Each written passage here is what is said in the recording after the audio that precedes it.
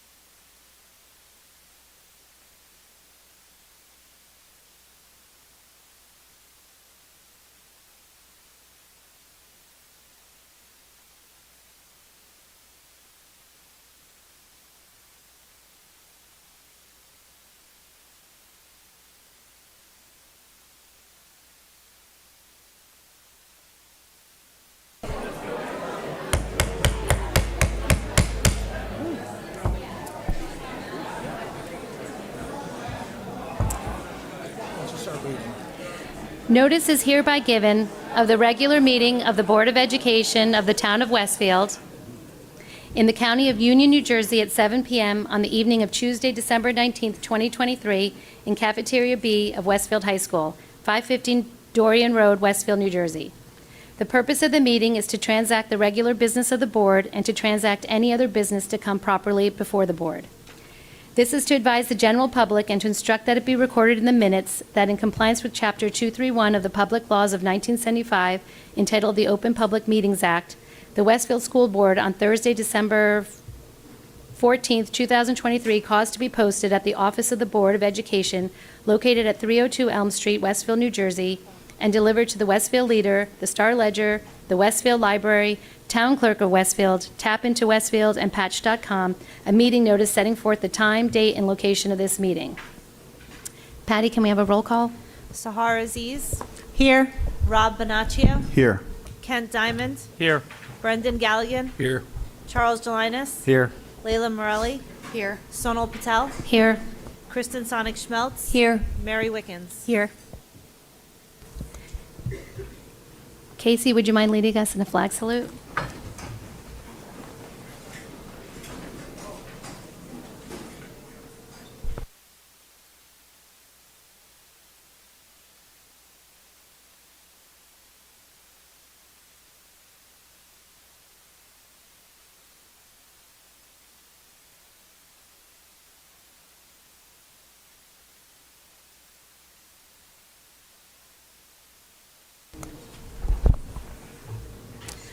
On behalf of the entire board, it is my great pleasure tonight to welcome so many of our talented students, their families, and their coaches and instructors.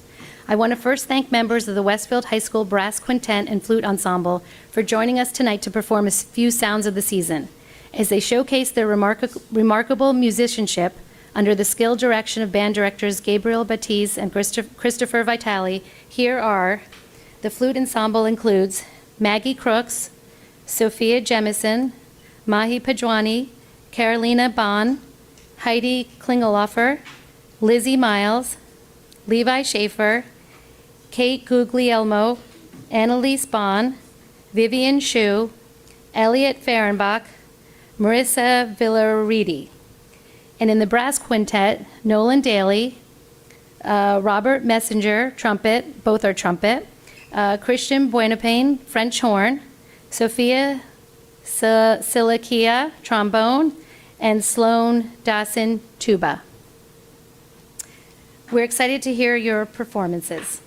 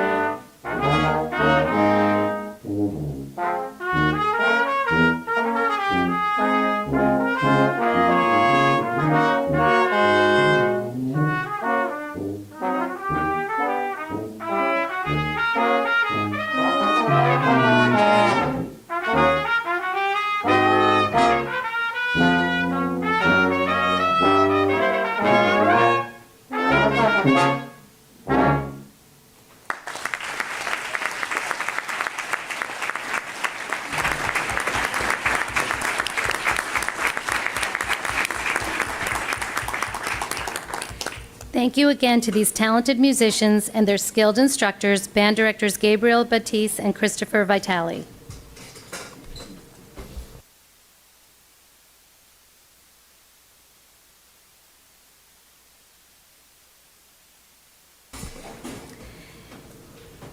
As we now turn our attention to the assembled student athletes to recognize their incredible seasons, I want to first acknowledge two coaches who are being honored for their many achievements. Matthew Varley will be inducted into the New Jersey State Coaches Association Hall of Fame next month. As the former head coach of the Westfield High School girls tennis team, Coach Varley accumulated an impressive record including 2 state championships, 4 sectional championships, 5 county championships, ranked number 1 in New Jersey at the 2010 Tournament of Champions, a record of 201 wins, 75 losses over 13 seasons. In addition to coaching a second-place state doubles team, Matt also coached Lexi Bohr in 2012, who was just the second state singles champion in school history. Family commitments prevented Coach Varley from joining us tonight. However, he shared a statement of appreciation, which I will read now. I would like to thank the Board of Education, Dr. Gonzalez, Ms. Mamory, Ms. Aspendis, Ms. Moan, the Westfield Boosters, and the athletic training staff for supporting me all these years. It's an incredible honor to be inducted into the New Jersey State Coaches Association Hall of Fame. This recognition is a testament to the dedication of my athletes, their parents, the support of my coaching staff, and the commitment of the school community. I'm grateful for the journey and excited about the future. Thank you. Congratulations again to Coach Varley on this tremendous achievement.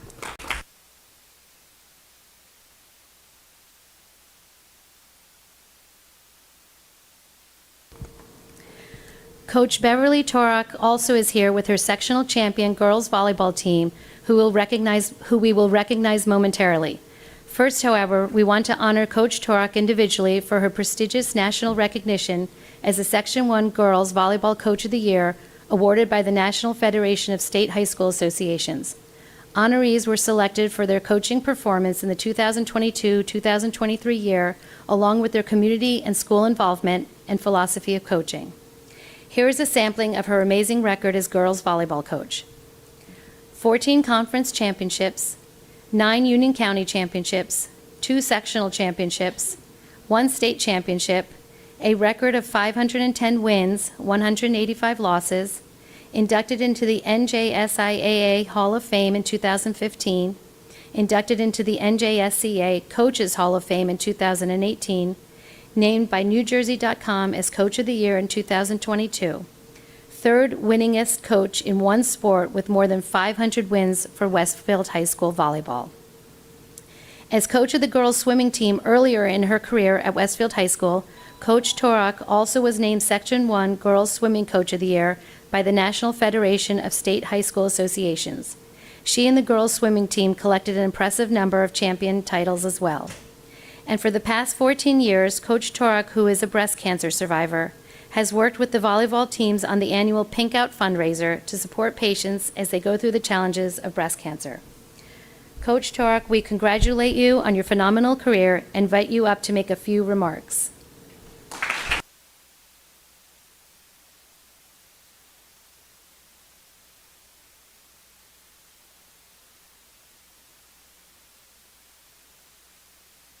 Thank you, everyone. I did not prepare anything as elegant as Matt did today, but I will say that I appreciate the support that we are given, the Board of Ed, Dr. Gonzalez, and then it continues on. Sandy is our prime supporter. She knows what we need. She supports us in all that we can. She allows us to go to tournaments so that we get better.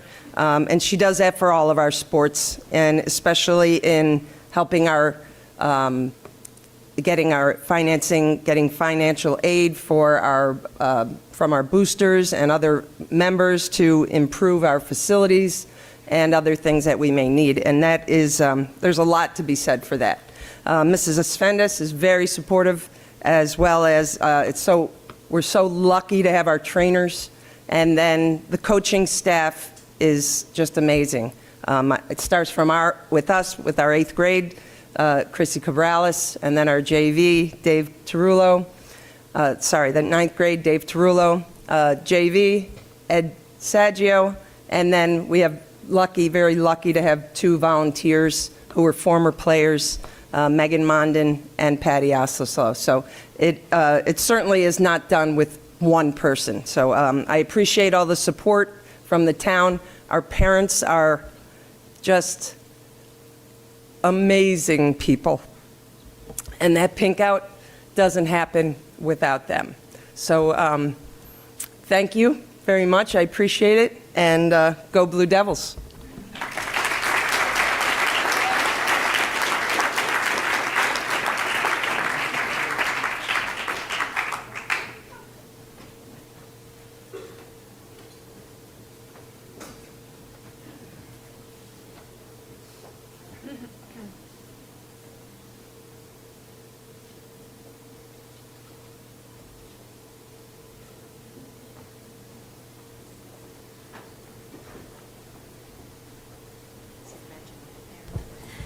Thank you again, Coach Torak, for your years of dedication, and congratulations on your amazing career.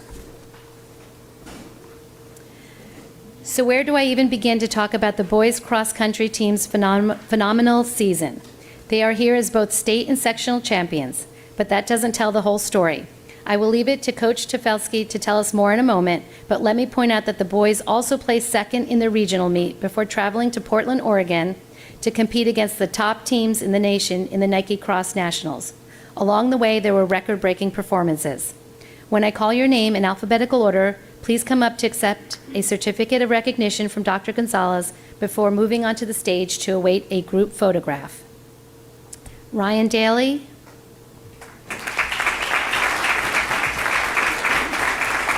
Jimmy Gildea,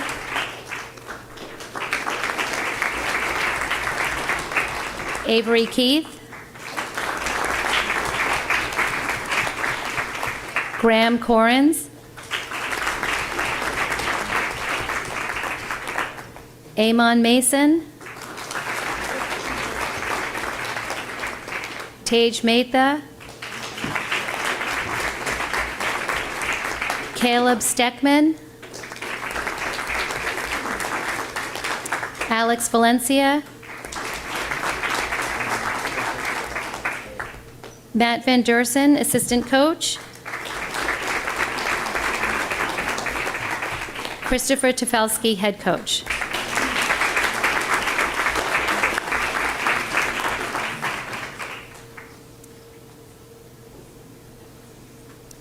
Coach Topelski, would you like to say a few words? Hello. Thank you for taking the time to recognize all these athletes tonight, all the talented musicians that we have at the high school. We've got a lot of really great things going in our school.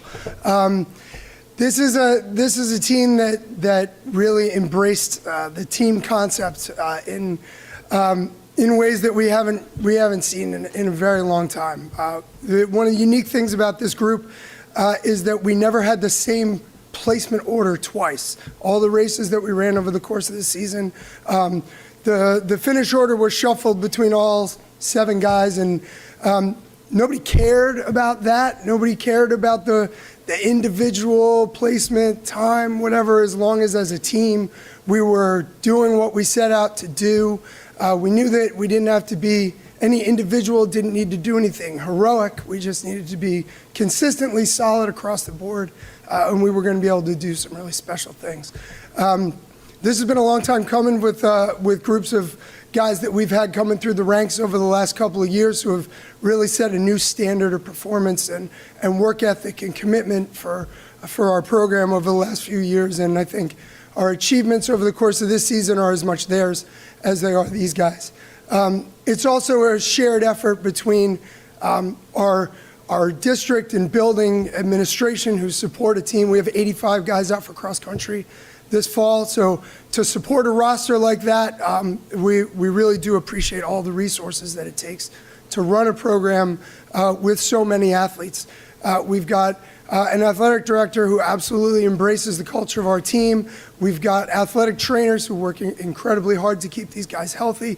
We've got community groups like the Westfield Boosters, the Friends of Westfield Track, who supplement our programs in so many ways.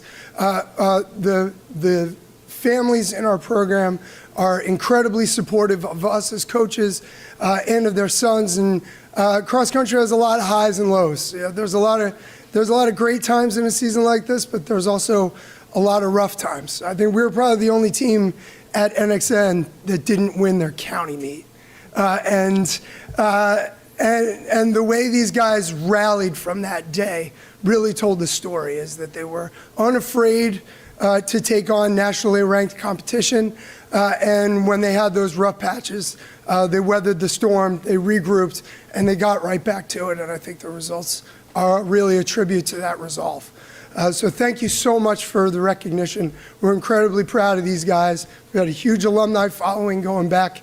We've heard from guys this season who graduated 10, 20, 30, 40, some graduated 50 years ago, who shot us, comments in Facebook groups and text messages and emails, and alums texting these guys. That there's so many people out there who know what it takes, who understand the sacrifices that it takes to be a part of a program like this and perform on this level.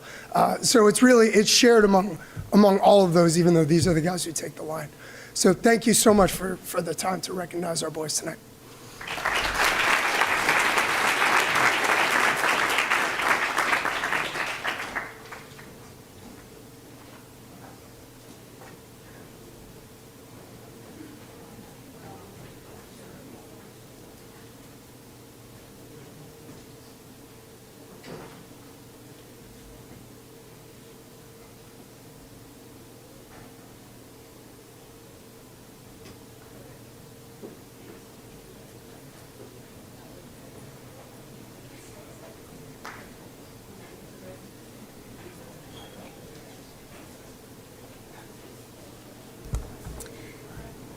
Thank you all for joining us tonight, and again, congratulations on your unforgettable season.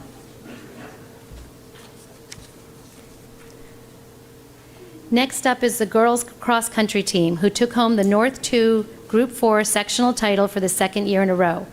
From the start of the season in September, these impressive distance runners just got better and better. I will leave it to Coach Berardi to say more, but first, as I call your name alphabetically, please come forward to accept a certificate and proceed onto the stage for a photograph. Baleen Arbalez.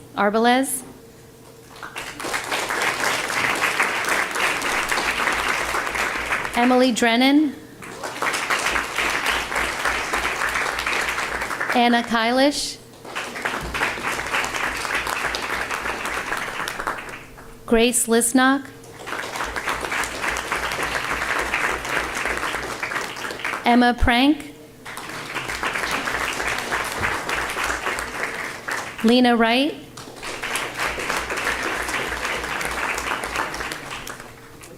Anna Youssef, Jessica Show,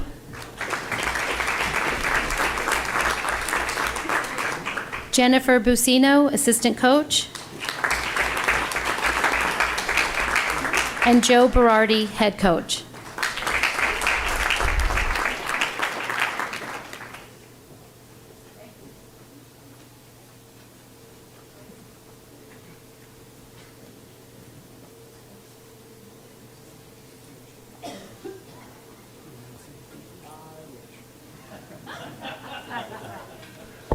I just want to thank you for having us here tonight, the Board of Ed, Dr. G. Chris really said it all so perfectly. We get tremendous support from our athletic department, our boosters in town, our friends at Westfield track booster. All these people kind of do a lot of things to kind of make us successful as we are and give us the support we need kind of whenever we need anything. So thank you for all that. As far as this year, this is a great ride. It's probably the last time, we'll kind of be up here together, enjoying this moment with each other. Just kind of an unheralded group kind of coming into this season. And you can see through the summer the way they worked to put the time in that, we had something here. And from where we kind of started in July to where we finished in mid-November, sectional champs for the second straight season, which is kind of building on something, and then finishing third, which in Group 4 ties our highest finish ever. It was a great run. I'm grateful for this team, parents of these girls. They know what I'm talking about. Great parents and great success, and it's really all I got. But it was a great ride, and thanks for everything, girls. So.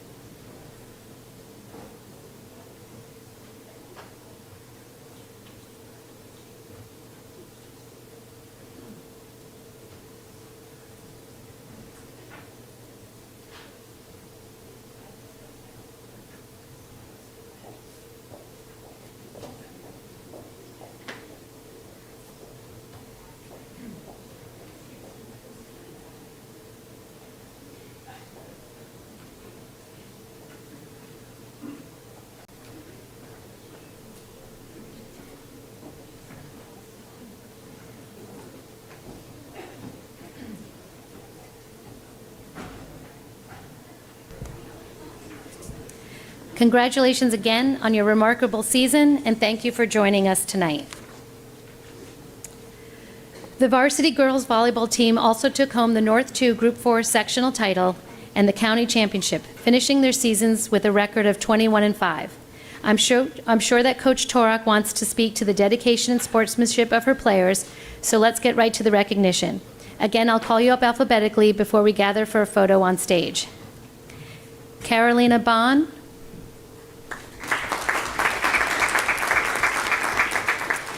Caitlin Cabrales, Olivia Calandra,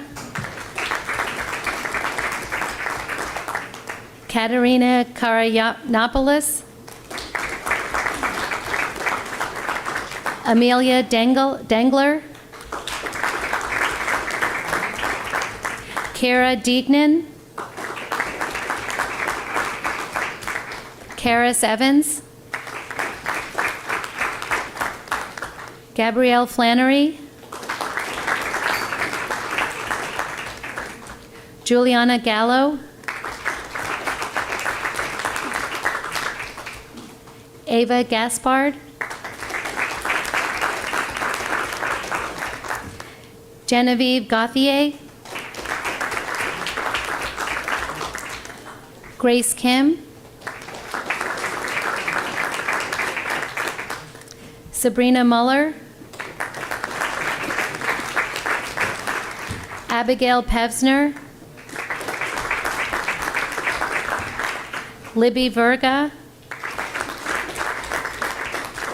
Sarah Chloe Weedman,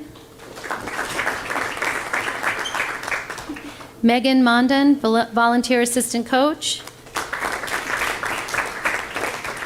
Patty Asuso, volunteer assistant coach. Ed Saggio, junior varsity coach. And Beverly Torek, head coach.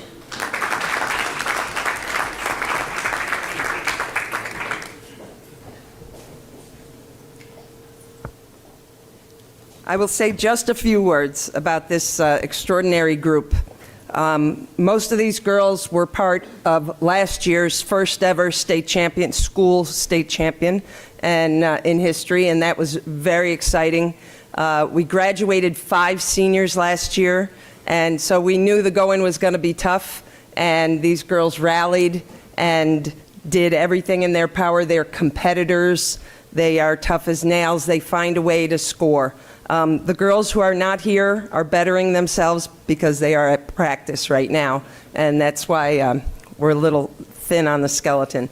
But I appreciate these girls' dedication and look forward to next year as well. We're going to have our work cut out for us. We graduate 9 this year.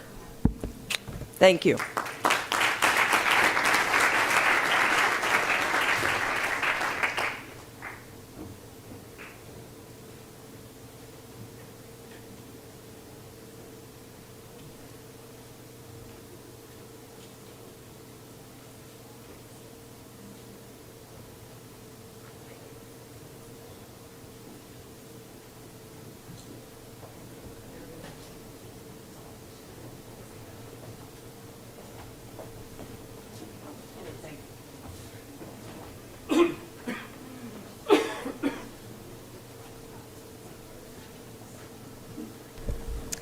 Again, thank you. We are so glad you were able to join us to celebrate both Coach Torek and your own remarkable season.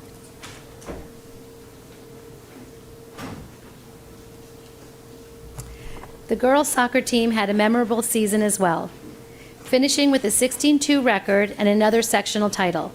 High's Eye Sports called the team strong on both sides of the ball and credited the team's success to the chemistry of the group. I'm sure we will hear more from Coach Schmidt, but please first come forward as I call your name to receive a certificate and move on to the stage. Sophia Bushio, Ella Cadigan, Emily Cadigan, Olivia Di Gregorio, Lauren Fury, Sophia Gesser, Kate Giglio,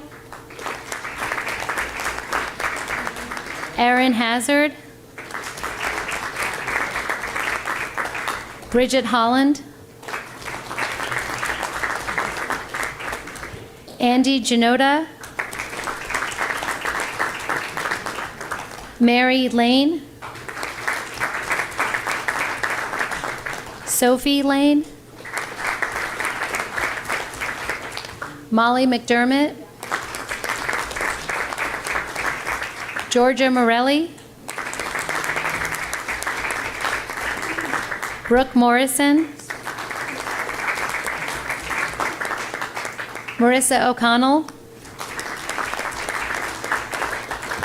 Callie Schmidt, Olivia Thornton, Audra Toth, Rebecca Shiong, Ashley Yenawin, Chris Carson, volunteer assistant coach, Bernie Cuddy, volunteer assistant coach, Katie Wertheimer, assistant coach, Alex Schmidt, head coach.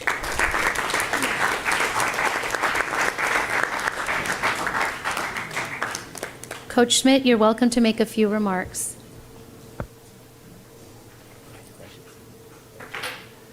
Well, first, thank you for having us. And I'm just going to echo what my fellow coaches said before me. This certainly doesn't happen on our own. We're super thankful for the organizations that support us, the boosters, for us, the WSA, Sandy Mamery, the athletic director, our parents. This was a really special team. And I think what we have to remember here is that we're dealing with student athletes. And for the 21 girls on our team, it looks like we have a tennis team up here. A lot, like Coach said, a lot of us are bettering ourselves right now at practices or playing in basketball right now over at Scotch Plains. But this team and this group of girls, and our seniors especially, who've been on the team for 3 years, had a 54-game winning streak. And what we found out from the newspapers before our banquet was that this is the second longest streak that they can go back and find out in the state of New Jersey girls soccer history. Only bested by Northern Highlands at 80-something.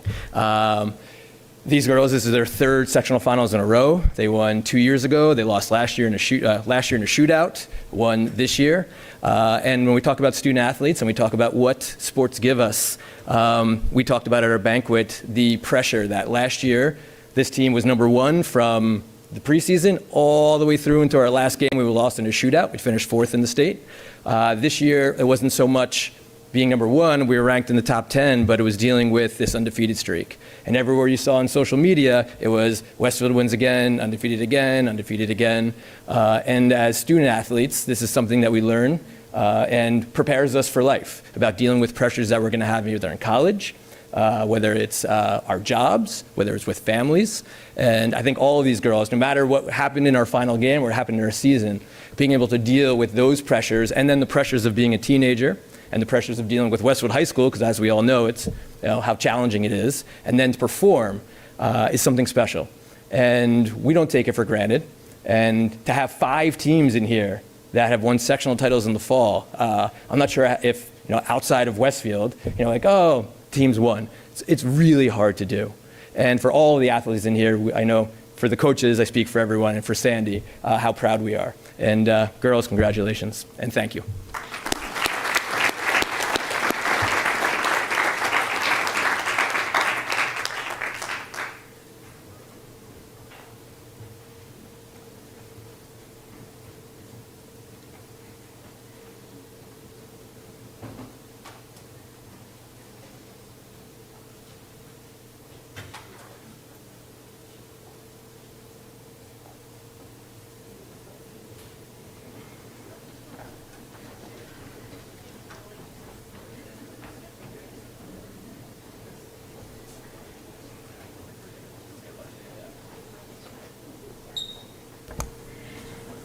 Congratulations again to the team and the coaches.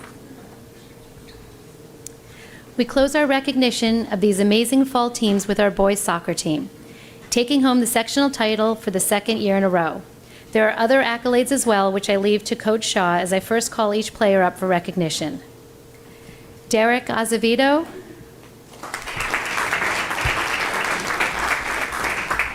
Max Burrick, Patrick Cadigan, Danny D'Souza, Ty Flannery, Emmanuel Gayanilo, Danny Gonzalez, Lucas Gunsberg, Henry Iannuzzi, Sam Jutka, Jack Kurtz, Benedict Nima Tazira, Jake Pards, Nico Pierce, Zach Prusil, Nicholas Rodriguez, Alex Rockshar, David Savransky, Will Sun, Luke Tennant, Adam Tukazensky, Ethan Wade, Austin Williams, Demont Hurd, assistant coach, Greg O'Brien, assistant coach, Eric Shaw, head coach.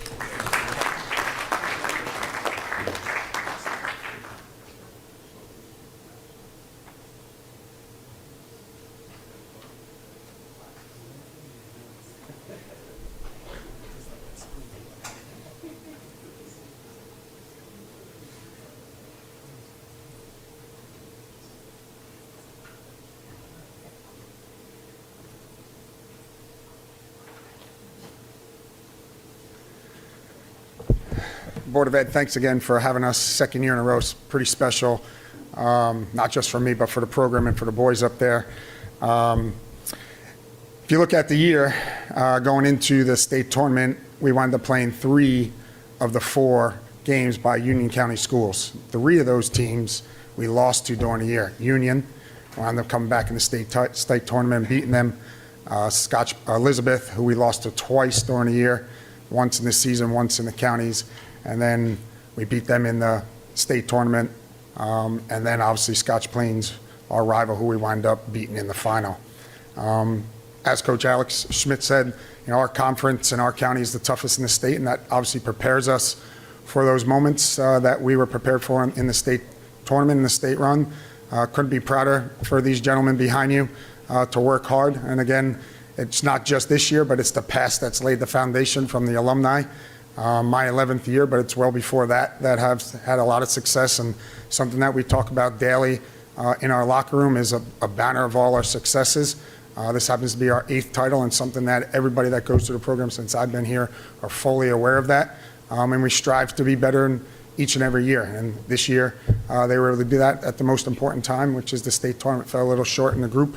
We had our moments, but again, it's football or soccer, as we say, and just a little unlucky on that match where we got our luck in the sectional tournament. So I appreciate the honoring. They appreciate it. Go Blue Devils, and we hope for more in the future. Thanks.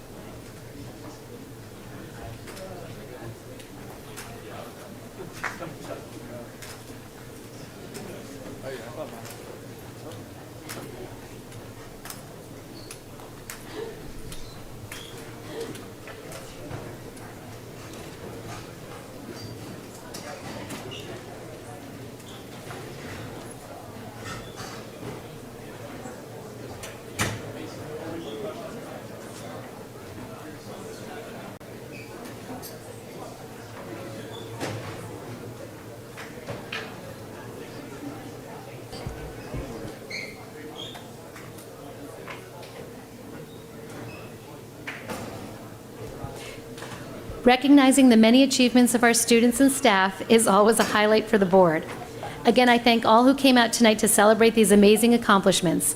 I know this is a busy time of year. I wish all of you a restful winter break.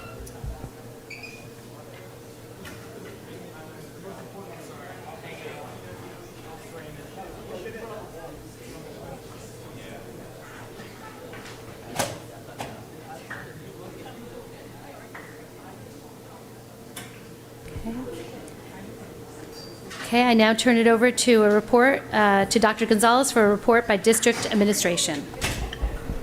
Thank you. Actually, this evening we have no formal presentation planned, so I just want to use the opportunity to congratulate all of our student athletes as well as our performers this evening. Any opportunity we have to showcase the excellence in our schools is certainly exemplified when we see them in action, both on the stage, on the field, on the court, and certainly today is no different. So at this time, I would just like to simply say, everyone enjoy the time ahead, hopefully to be able to rest, relax, and enjoy time with the family. And I'm looking forward to an exciting 2024. Thank you, Dr. Gonzalez. The high school student representative report by Casey. Heading into winter break, Westfield High School has been full of excitement. Around 600 people attended the upperclassmen homecoming dance, which took place during last month's board meeting. The following day, the annual pep rally was held. Students participated in athletic competitions against the teachers, and the student body enjoyed a parade as well as performances by the WHS cheerleaders and marching band. Recently, assemblies and activity periods have been utilized to hold important discussions and prepare students for the future. On November 29th, freshmen and sophomores had an assembly to promote drug awareness. At the same time, juniors met with their guidance counselors to learn about SCORE, a helpful tool in the college application process, and seniors had an assembly to discuss the transition from high school to college. These various events gave students the tools to address the big events on the horizon for each grade. The student body also participated in the annual No Place for Hate pledge signing last week. Each year, we as a school community come together to sign a pledge affirming our commitment to creating an inclusive community at WHS. Accompanying the signing of the pledge itself was an eye-opening event planned by the No Place for Hate Committee. The student body watched a documentary about the Tree of Life synagogue shooting, the most deadly anti-Semitic attack in the United States. Afterwards, each class had an in-depth discussion about how our community can stand up to anti-Semitism and all other forms of hatred. Despite Spirit Week concluding a few weeks ago, numerous events are coming up after winter break to fulfill SGA's goal of promoting school spirit. One exciting event is a school-wide game show on January 5th, being facilitated by Holly Rock Entertainment. Students and teachers will have the opportunity during an assembly to compete in a competition including physical challenges, sports trivia, Westfield history, general knowledge, and more. This will be a fun welcome back to school from the SGA. As we approach 2024, SGA will continue planning events for the entire school community. Thank you and happy holidays. Thank you, Casey. We'll continue on with our board committee reports. I turn it over to Kristen for a report from the Curriculum Instruction Committee. Thanks. There is no SIP report this evening, as we'll be meeting tomorrow morning virtually. Thank you. Finance and Facilities, Brendan or Ken? The finance committee met last Friday morning. We started off with Mary Ann McGann joining us, where we reviewed the marketing plan for this year's budget vote. Started by reviewing what worked and what didn't work last year, as well as ways we think we can improve the rollout of the budget plan to the public in a way that's effective for everybody's time and allows members of the public to ask questions in a meaningful way. After that, we started talking about mostly facilities. We talked briefly about the budget. The projections are pretty much the same as they have been for the last couple months. Transportation and special education are up. Healthcare is up, but not as much as it could be. We don't expect we'll receive any cap adjustments for healthcare, and our interest revenue continues to exceed expectations. We then moved into facilities, which was the bulk of our conversation Friday. Starting with our fields. We've contracted with a firm on improving the high school varsity softball fields. The infield has been redone, along with some sod work in the immediate grass areas outside the infield. FKA, our new architect, is working on a fields report for maintaining all of our fields and improving them in a cost-effective manner. The town is also actually contracted with FKA so that we have one cohesive town-wide approach to field maintenance and management. We are also, in our 2024-25 budget, including at this time, adding 2 additional fields and maintenance workers to be focused mostly on fields, although they will be maintenance workers, so they'll be able to help out with all aspects of school maintenance. We'll obviously continue to watch the budget projections, and fields and building maintenance are a priority for us this year.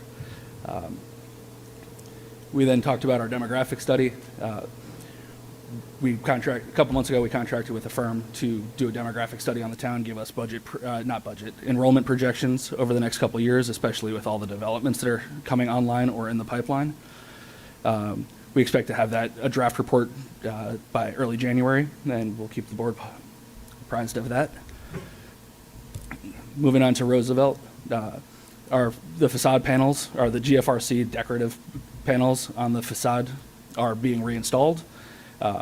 Phase 1 is nearing completion. They have some roof work and some brick repointing to do.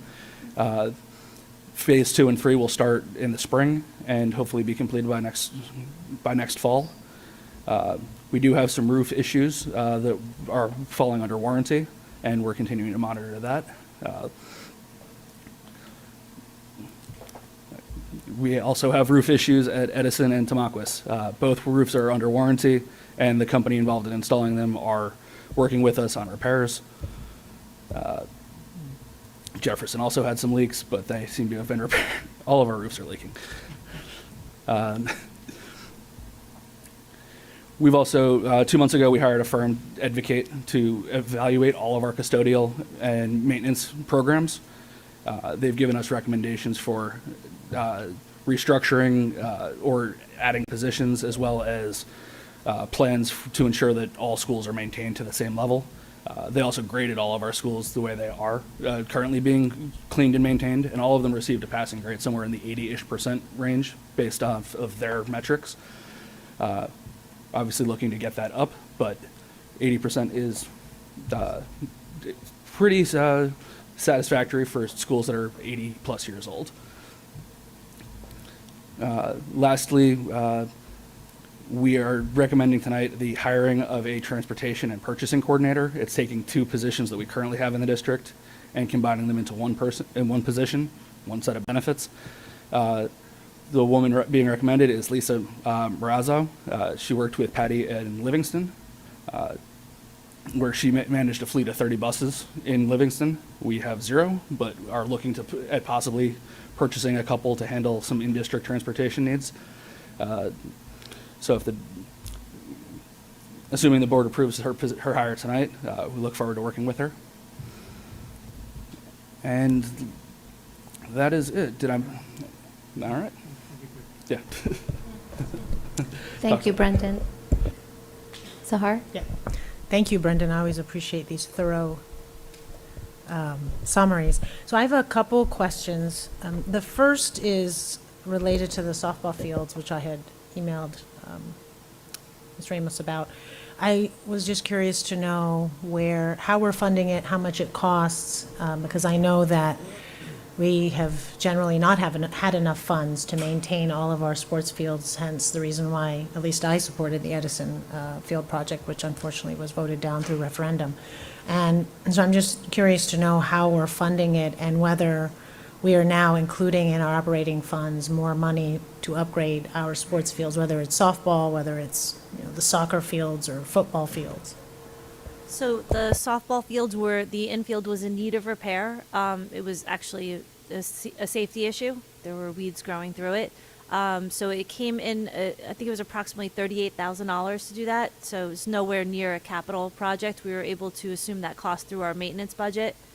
We're constantly reviewing our maintenance budget and prioritizing needs.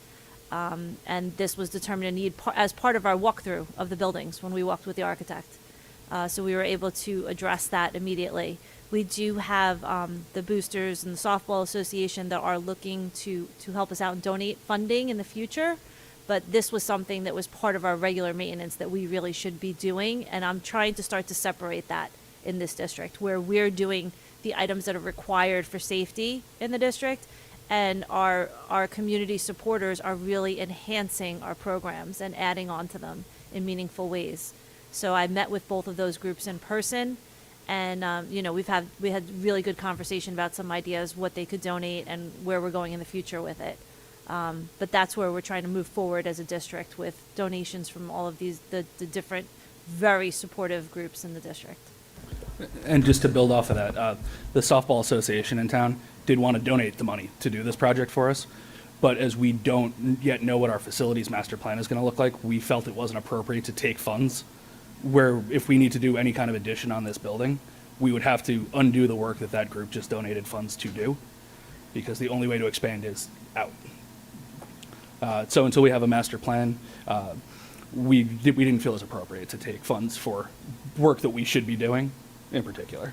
We're looking at working with them on either new backstops or portable dugouts, or any kind of additional facilities that aren't absolutely required. The infield is absolutely required for.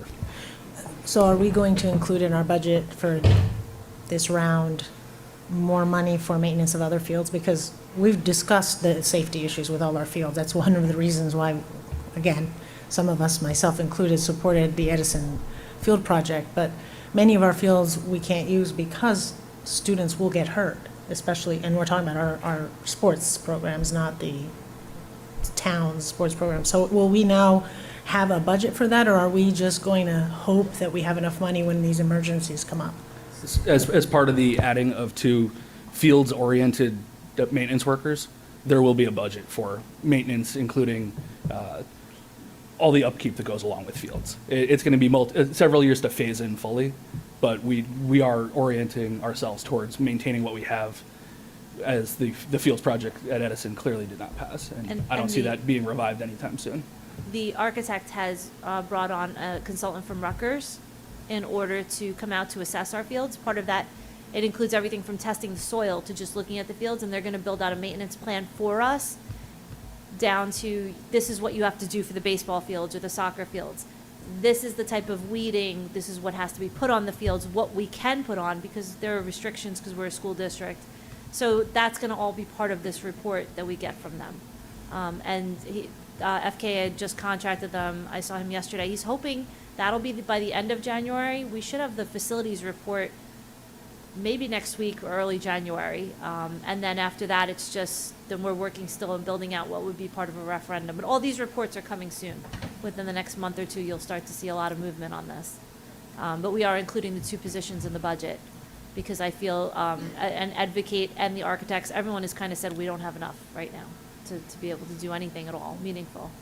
If you look at districts our size, we're understaffed in that department. If you look at districts smaller than us, we're still understaffed. So I'm not surprised. We have a major budget deficit, but not deficit, but shortage, I would say. I'm sorry. Go ahead. Didn't we also Hold on. send 2 guys to the Rutgers program last year as well? Yes. Recently, I'm sorry. We have our two current groundskeepers, because that's what we have, is 2, are attending the Rutgers classes, certification classes for groundskeeping. And they're also adding on classes. So a few weeks ago, I saw one for baseball, softball fields. It's not part of that certification process, report, or license. It's not really a license certificate, but we added that class on just because I thought it would be meaningful to them. So we're constantly looking to see what they're offering and sending them out for training, because they were hired just as groundskeepers. They didn't have the base knowledge of how to do a baseball field or soccer field, the differences. Now we're hoping with the new knowledge that we're providing them that we'll be able to move the fields forward. So this, sorry, I'm not sure why. we all have. So this sounds like it's a personnel cost, not a equipment cost. I think it's going to end up being a combination of both. We do have a lot of equipment across the district. Some of it is not in great shape. As you can imagine, with the budget cuts over the years, it wasn't a priority to buy new lawn mowers. But I think there's a better way of doing it, consolidating, versus all of our schools having this equipment in sheds. in buying a trailer for a pickup truck and doing like you see the landscapers in town and bringing it around. So there's going to be consolidation of items like that that may not cost that much more than what we're currently paying to maintain equipment at all of these different locations. It'll be more of a consolidation. So I have one more question regarding the roofs. First, I want to congratulate our remarkable music program and our musical directors. I had the privilege of attending the Edison Middle School concerts. And I wanted to understand as a board member what happened. I know the roofs are under warranty, but I wanted to understand, is this a new company that the district hired X years ago and they've turned out not to be very good? Is it the same company we've always hired and they've turned out not to be very good? But it's presumably a pretty substantial cost. Oh, well, it's not because it's under warranty, but is this something we should be thinking about in terms of who we hire for roofing in the future if we do new projects? So all of the roofs were done in 2013, 2014, nearly district-wide. The state is very specific with low bid requirements. If somebody is registered with the state to do school roofs and they're the lowest bidder, we have no choice but to hire them. If we had to hire the same company again to do roofs, and knowing we had a bad experience with somebody in the past, we still couldn't exclude them from the process.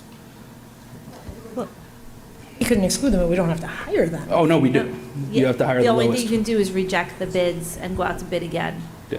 But if they it has to continue to be- bid and they're consistently the lowest bid, we either have to cancel the project or ultimately hire that same firm There's again. very specific rules in excluding a Yeah. bidder in the state of New Jersey. But part of the process with the roof at Edison is that we had the solar panels on top. So we had to wait for the company to come out, take the solar panels off, and then we were able to start addressing the roof issues, and the roof issues keep appearing in different places. So our new architects, FKA, will be meeting. We were actually just talking about it this week with the roofing company, with myself, to see what next steps are, since we have now having issues in multiple places in Edison on the roof. And the roofs have what's the warranty, 20 years? 25 years, I believe. I don't know if it's fully under warranty for the whole 25, Right. but I'm assuming as soon as we put solar panels on top of the new roof, the Yeah. warranty was diminished. so it's definitely under warranty, so there's no cost for that, but every time we take the solar panels off, we have to pay ourselves to take them off because we decided to put them on. And it's at the discretion of the company. They bring in a subcontractor that's under their purview to do the repairs, but we've stepped in and kind of excluded a couple of them at this point, just because we need better work that's coming in. So we are definitely on top of it. It's frustrating. It's very frustrating to Sean, who was very wet this week. Sean is our Buildings and Grounds supervisor, and they are all taking it very seriously. And you know, we know it's an issue. We've also filed a claim with our insurance company because the auditorium, the roof, it's the ceiling inside. It's not easy for us to access to make the repairs as in a classroom where we can replace drop ceilings, and our department can do that on their own. So we have also filed an insurance claim for that. So they've been out to assess the situation. Sorry, one more thing. With the referendum, are we going to have any movement on that this year? We expect to have the plan from the architect evaluating current conditions, and as well in January, and then recommendations this spring, looking earliest to go out to the public spring of 2025, so a little over a year from now. Right, thanks. The earliest possible date that we could look at a referendum would be next December, but we would have to have plans finalized to the state by this June, so it would be a very tight turnaround to do that. So that's, it was discussed, but that would be the earliest possible date, but it seems like it would probably be too tight of a turnaround at this point. The state requires 6 months before the election date. Great, thank you, everyone, for that thorough update. Mary, Policies, Personnel, and Governance?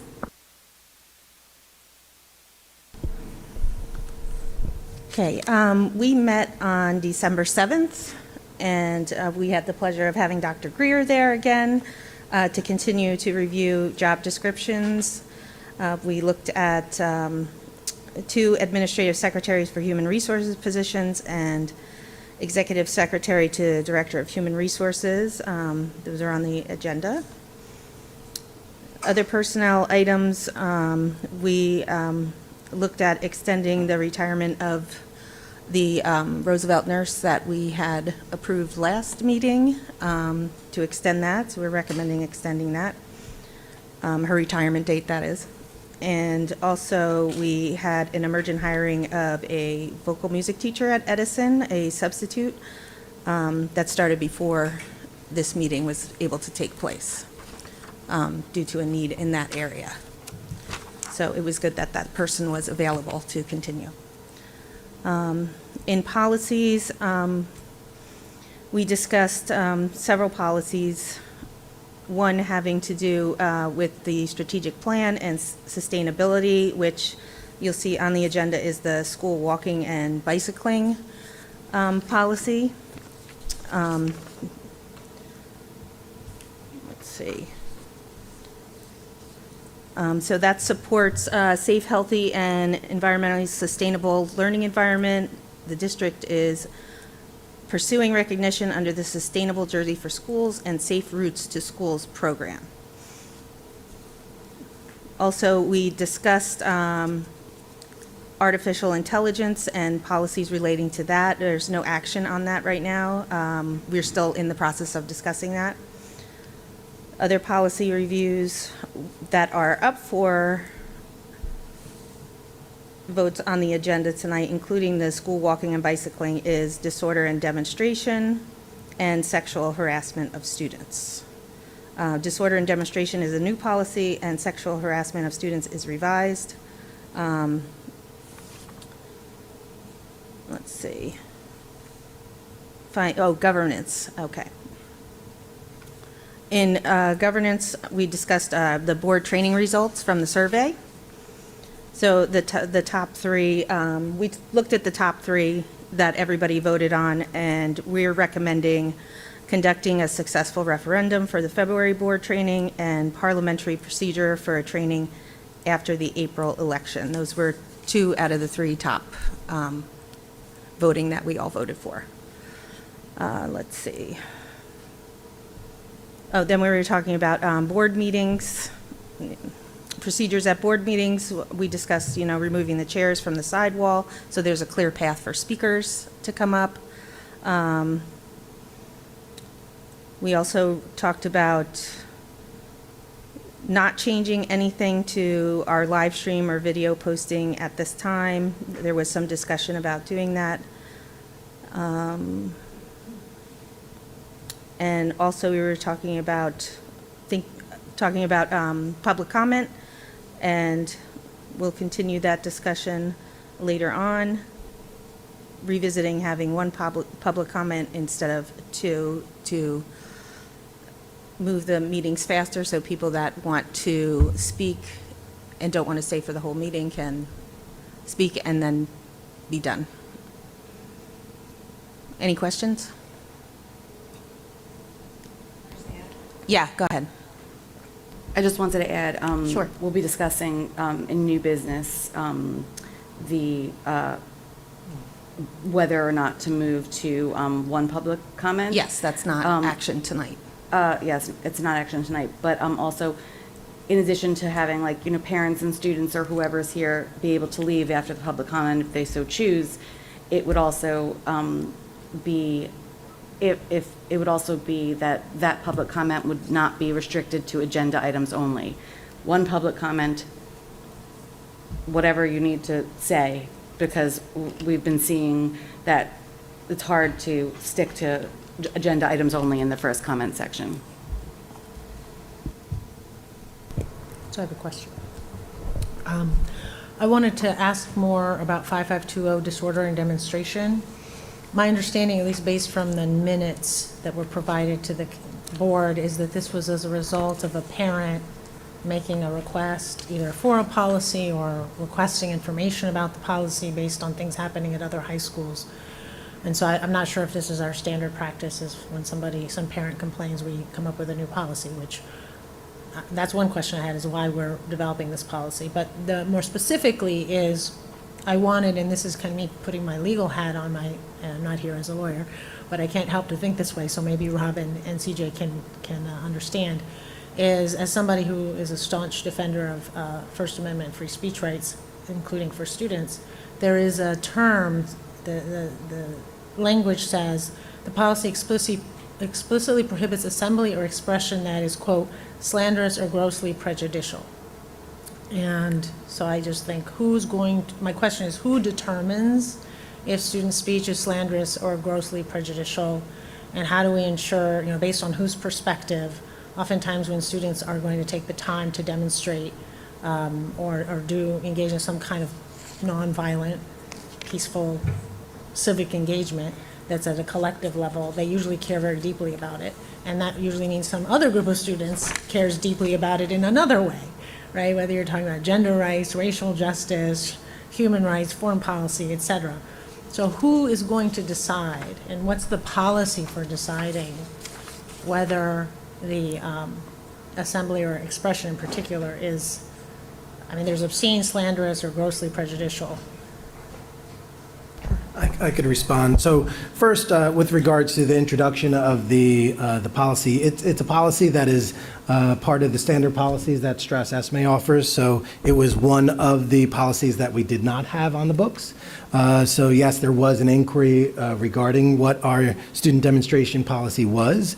And in reviewing that and realizing we didn't have one, I thought it would be beneficial for the school district to put one in place so that in the event it was ever necessary, we're not looking back on hindsight saying we wish we had one. So that's the reason why it was introduced, and really the resource that we use is our standard policy service. With regards to who makes that determination, as with most of the policies and most of the practices that we have where we are required to make some of these decisions, whether it be relative to harassment, intimidation, and bullying, or anything like that, it becomes incumbent on the administration to make that decision. So ultimately, it is the administrator's responsibility to enforce these policies and to apply them in the most equitable way possible, but certainly recognizing that there is not one uniform definition of many of these experiences and terms, we certainly would be mindful of that in the execution of this policy.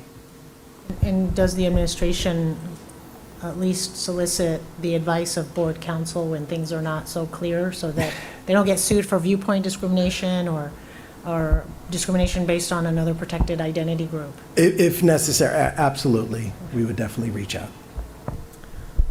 I have another question with regard to the board training. So what is this? Is there going to be a schedule moving forward, or is it ad hoc? I know you said February and April, so what is the schedule moving forward, and is this something that we can commit to in writing so that we don't end up like we were this past semester where people make all kinds of decisions and need training based on their bad decisions? Well, I know that we had asked our rep for dates, or Ray had asked for dates that she was available in February. So now that we've chosen one, we can coordinate a date with her for the February one, definitely for sure. We didn't ask, I don't believe we asked for April dates yet. Is that right, Dr. G? I provided the dates to our field rep, so she's aware of the dates. She's indicated what month she was available, which is why we came with those three. So based upon our current board meeting schedule, she should be able to join us. Now that we have topics, I'll be able to reach out to her to confirm her availability, because that was shared with me about a month ago, so I just would want to make sure that she's still available for those dates. So once we have those, we'll be able to lock those in and prepare for them accordingly. Right. No, I guess my point is, do we have something in the handbook, for example? I didn't see anything, but maybe I missed it. But I think moving forward, we need to have some commitment of boards, whoever's on the board, being trained every 2 months, once a quarter. I've been on this board for 3 years almost, and we had some training and it was good, and then it was gone, and then I asked for it again and we haven't had it yet. Apparently we're going to get it in February, which is about 6 months after I asked for it. And so maybe this is a question for the president, is I would like to propose for the policy committee to consider how we can incorporate, formalize some kind of a schedule. It doesn't have to be February, March, but every quarter this board will pre-commit to having training by the NJSBA. And the board can choose what the topic is and coordinate the date and time, but just so that we don't, as people rotate through the board, they have various levels of experience with governance, right? So they can make a lot of mistakes if they don't have experience, which is not good for the district. So I think legally, the only thing that's required are those mandated trainings. So it's a nice idea. It can be brought up in policy. But again, that would be something that we would have to vet in policy and then propose and see if that's something that we're interested in doing as a district. And then we'd have to propose it for the 9 members, because just because, one member thinks it's important doesn't mean the other 8 do.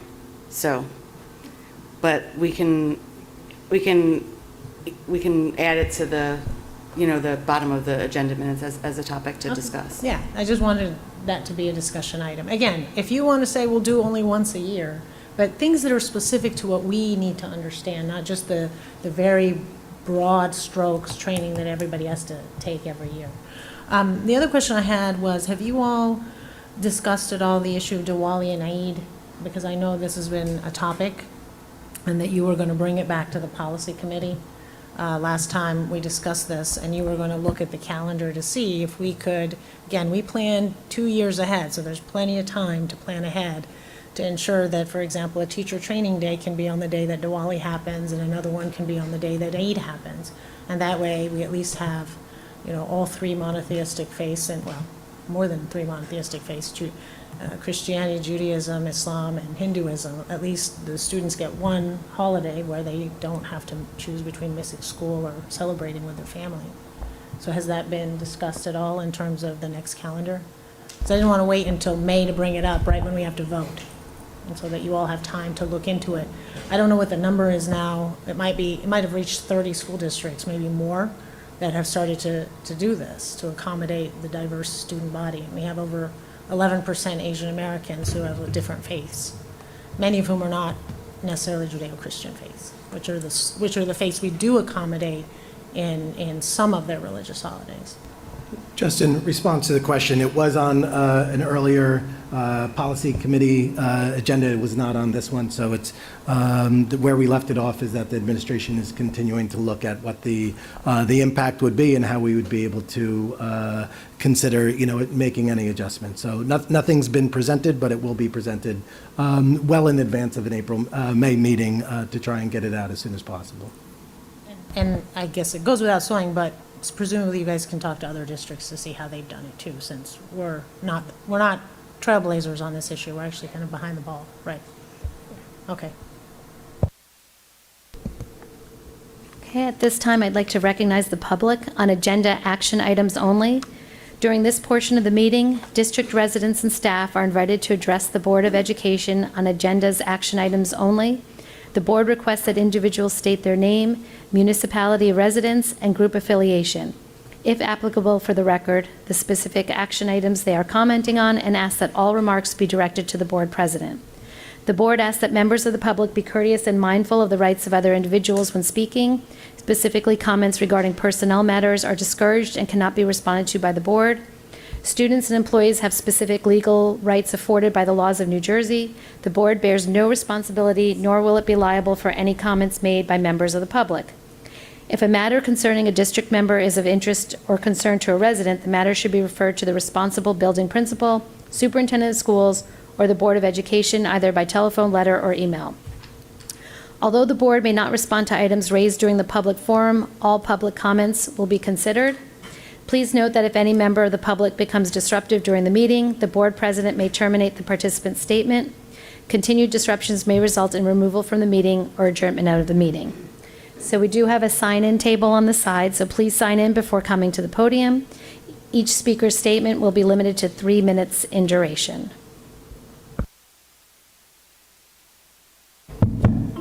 No. Kyle George.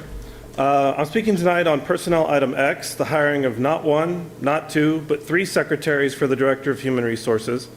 Finance Item Q, the doubling of the no-bid Brett Denovi and Associates contract for paraprofessionals. and policy item 1, new policy 5520, disorder and demonstration. I'll start with policy 5520 first. I appreciate that you're adding this policy. Students and employees need to know that their job is to learn and teach respectively, not to stage walkouts and protests while at school. We need our kids to be productive members of society, not professional protesters. I suggest making the policy even stronger, and I think this policy should be extended to BOE members as well if they help stage a protest related to the school in any way. Personnel item X is the job description for 3 separate secretaries for the Director of HR. That seems like a lot. How many secretaries does the director need? Now, to be clear, I know that our individual school secretaries are essential to the schools running smoothly. But hiring 3 new administrative secretaries only for the Director of HR seems excessive, especially since we laid off teachers last year due to budget shortfalls. I read all 3 job descriptions, and they are all very similar. What will they all be doing? How did HR function before or without these positions? When taxpayers voted for a tax increase for the schools, we all envisioned the district hiring teachers for our kids, not staffing up administrators. And if I heard correctly earlier, in the earlier discussion by the board, we don't even have lawn maintenance equipment, but we need 3 secretaries for HR? It's interesting. Finance item Q is the doubling from $400,000 to $800,000 of a no-bid contract to Brett Denovi and Associates, which provides paraprofessional contractors to the district. Doubling the amount from $400K to $800K for only the last 5 months of the school year is a huge miscalculation. For the district to need an extra $400K to cover the next 5 months of Denovi providing paraprofessionals indicates that you are not in control of the situation with the district's para employees. I've heard from people that our paraprofessionals are quitting in record numbers. Why is that? Why aren't you able to retain them? What have you done to try to retain them? Do paras need a pay raise? How are we paying them compared to neighboring districts? How much does Denovi pay its contractors? The agenda item says funds are available, but it does not specify where the funds are coming from. Where are the funds coming from? I don't like the idea of a revolving door of paras coming into the district. This will hurt children with special needs who depend on paras because they won't have consistency and won't trust the person helping them. Thank you.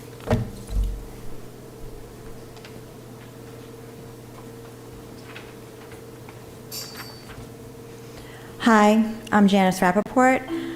I would like to address agenda item 12, policy number 5520, disorder and demonstration. This policy demonstrates that Westfield takes how students protest very seriously and will help ensure the safety and security of all students. Thank you to Dr. Gonzalez for updating this policy together so quickly, and I hope you all unanimously approve it. I would also like to address agenda item number 16, the proposal to consolidate public comment periods to only one time during a Board of Education meeting. If this passes, then a member of the public will not be able to both have an opportunity to comment on an agenda item as well as an additional topic. Other local school districts are not consolidating public comment. Milburn, Cranford, Scotch Plains, West Orange, South Orange, and Maplewood, Clark to name just a few. I urge the board to continue to give the public the opportunity to speak twice during a Board of Education meeting, just as the surrounding towns allow their constituents to. By voting no to this proposal, you will show that you continue to value the public's involvement in our school district.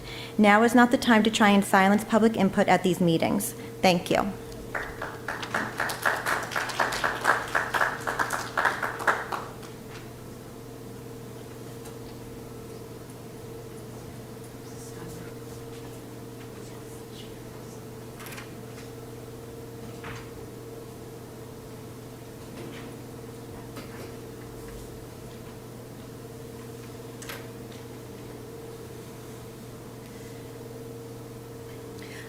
Hi, Julie Steinberg, Westfield, New Jersey. I would like to echo the previous speaker's concerns about the policy and the consolidation of the public statement. I do believe that it's A, inconsistent with our peer towns, and B, not productive in terms of our ability to truly hear out the public, particularly the residents who do take the time to come to these meetings on cold nights, less than a week before the holidays. I think it's really important that if people have something to say for their 2 or 3 minutes, that they're allowed to do it, and if they need to do it twice, that they are allowed to do it twice. I also just want to mention regarding the policy discussion in general that was held just now. In the Code of Conduct, board member responsibility states that board members are responsible for reading the agenda and supplemental materials, including all addenda and attachments prior to the meeting, and all efforts shall be made to seek clarification of agenda items and request any additional documentation with the board president, superintendent, business administrator, assistant superintendent, or committee chairperson as applicable prior to the meeting.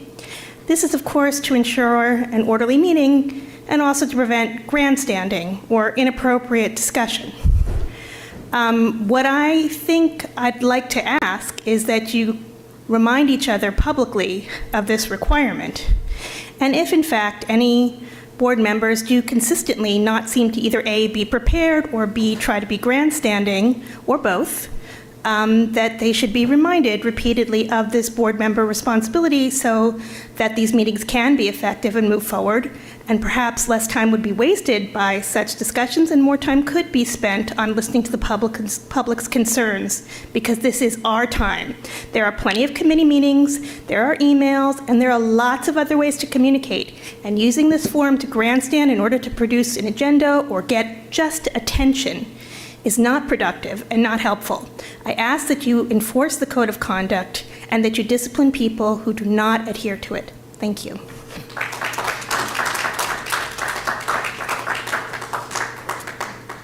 Hi, Eric Costa, Westfield, New Jersey. I don't know the agenda number offhand, but I did read the agenda, and it's the item concerning the board having the authority to mandate mental health screening or physical screenings for any district employee who they think there may be a reason to implement such a thing.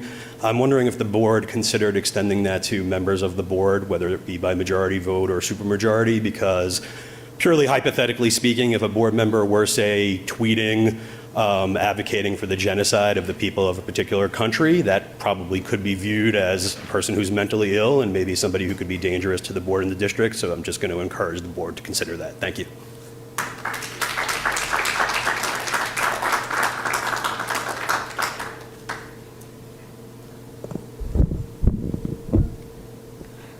Kathy O'Gara, Westfield. A couple of items. First of all, the buildings and facilities. I actually found the Q&A very informative because I wanted to understand why there's leaks in the high school, and particularly, I guess, in the science wing and rodents.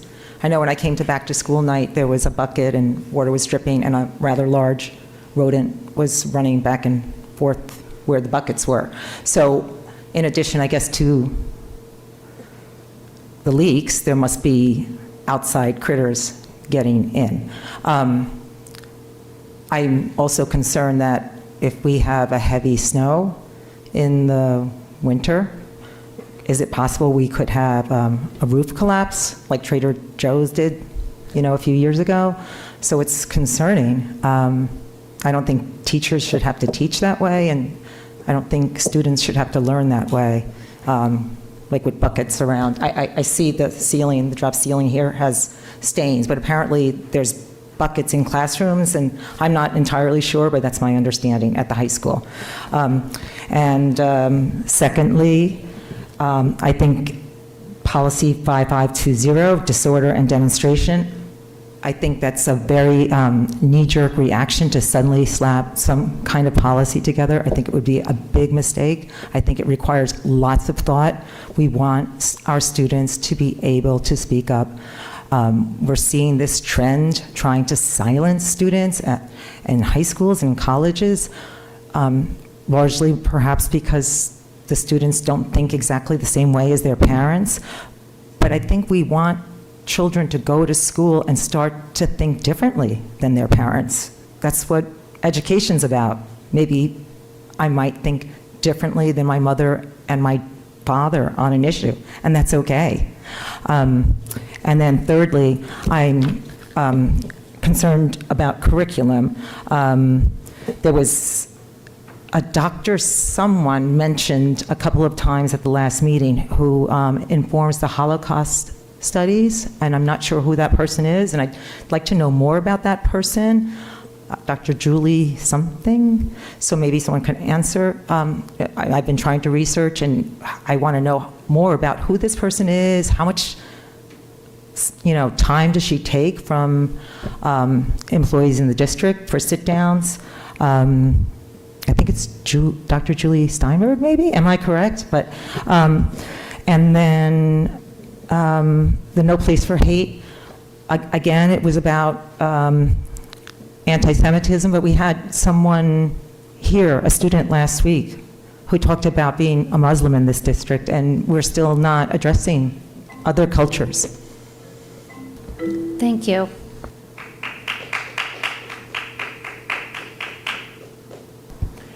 So, no, I think it's important that we read the Open Government Act, because I think some of the residents don't understand our legal obligations to deliberate in public. Okay, at this point, though, I'd like to close public comment. You can talk about, ask me about that later. Can I read it? Because No, but they've stated not at this something. time. Not at this time. Okay, I'll do it in new business. Okay, at this time, I'd like to. Go ahead, Dr. Gonzalez. I just wanted to address some key points. There's a suggestion that we're hiring new secretaries. We're actually not hiring new secretaries. Those are updated job descriptions for existing secretaries. So we have in this district maintained a human resources department consisting of an administrator and support staff. So that the support staff, we have approximately 800 plus staff, both certificated and non-certificated. So this is just updating the job descriptions in order to match their current job responsibilities. Likewise, with regards to the contract for paraprofessionals, unfortunately, all the concerns that were shared are the concerns that we share as well. The challenges with staffing continue to hit our district as well as other districts, which unfortunately results in districts competing for the same pool of candidates, sometimes taking our candidates, as well as we end up hiring candidates from other districts as well. But nevertheless, we want to make sure that that consistency is in place for all the reasons that were stated and that we also strive for. Working with an outside agency is one option for us that we put in place, and recognizing that it's not a long-term solution, but until we're able to identify additional structures, we want to make sure our students are properly supported. And that's it. Thank you. Thank you, Dr. Gonzalez. At this time, I'd like the board to approve the minutes from the November 21st, 2023 regular board meeting. Can I have a second? Second. Thank you, Kent. All in favor, say aye. Aye. Okay, moving on to board action agenda. Governance, Rob? Sure, I'd like the board to approve governance item A. Do I have a second? Second. Mary? Discussion. Any discussion? Yeah. So I have a question about the HIB reporting, which I brought up before. We have had many parents come and be concerned about various types of discrimination, and one way that we measure that is whether there is in fact a harassment, intimidation, and bullying complaint. Most of the parents we've heard from have been concerned with anti-Semitism, and so hopefully we are paying attention to that to see if in fact the concerns reflect the reality, at least in terms of reporting, and reporting can sometimes be it's often deflated because people are afraid to report. But also whether it's anti-Black racism, anti-Latino racism, Islamophobia, anti-Palestinian racism. And as a board member, it would be helpful to at least know trends and be able to see, okay, if it's a race ethnicity basis, is it Black? Is it Latino? If it's religion, is it Jewish? Is it Muslim? Just so that we at least are informed of trends, which I have every confidence our administration will respond to and incorporate in their DI and their curriculum. But right now, the information we get is just so generic that it's hard to see trends. So I agree that information would be helpful in terms of seeing if there's specific targets. But I guess what I want to consider also is that how is that the role of the board to know? Like, I think that administration needs to know and then report to us in terms of what their findings are maybe and what they think they want to target. But I don't think that it's in our in our jurisdiction to have necessarily that information. I think HIB is also personal. It's protected, and I think that that's in the job of the administration. And we have to be careful in terms of dictating what it is that the administration are supposed to provide reports on, and whether they're supposed to research and do certain things. Not saying that we shouldn't request, but we need to request as a board, not individual board members, and we need to, vet that a little bit. Before you get started, because there are other people who want to comment, if you could please let me know if you'd like to comment, and then we can do this in turn. Is there anybody else who'd like to speak about that? Go ahead, Kristen. So, Sahar, I appreciate your email today. I actually, in response to your email, forwarded it to, well, I guess we were all on it, but I forwarded it to Matt Bolton and Rob because of SIP, to suggest that we bring it to SIP. Not so much because I think the individual reports, as a person on the board, I don't necessarily on the individual reports see the need to have those items explicitly included, because I understand the value of having a sanitized report, but I also understand the value of seeing the trends. And so I suggested as a committee that we consider asking the administration to either do a report to the committee or a report to the full board at a future meeting to discuss what kind of trends they're seeing and then how we're adjusting the curricula to respond to those trends. So we haven't discussed that, but I did send it for hopefully a discussion at SIP. Thank you, Kristen, and that would be an appropriate place to take that to committee, to have that discussion, to see where that can lead. Have any other comments? Go ahead, Sahar. So thank you for your response. And again, I disagree with you, Layla. I do think it's our job to have oversight. You're right, we don't get in the weeds, we don't do the details, but I'm thinking if we were to get sued by somebody who's experiencing harassment, intimidation, and bullying, and through discovery, it turns out that that particular protected class is frequently a victim of harassment, intimidation, and bullying, and our records either weren't keeping track of it or we weren't adequately informed, I think that would be a breach of our duty to at least just remain informed. And again, I'm talking in general trends. And in large part, it's in response to the many parents that have come and told us they believe anti-Semitism is a problem in Westfield. And so, people can say what they want, but ultimately you got to look at the evidence and you got to look at the facts. And HIB is one way in which the evidence is shown. I also have heard from parents say they feel that this is an environment that's very hostile to Arabs and to Palestinians and to Muslims.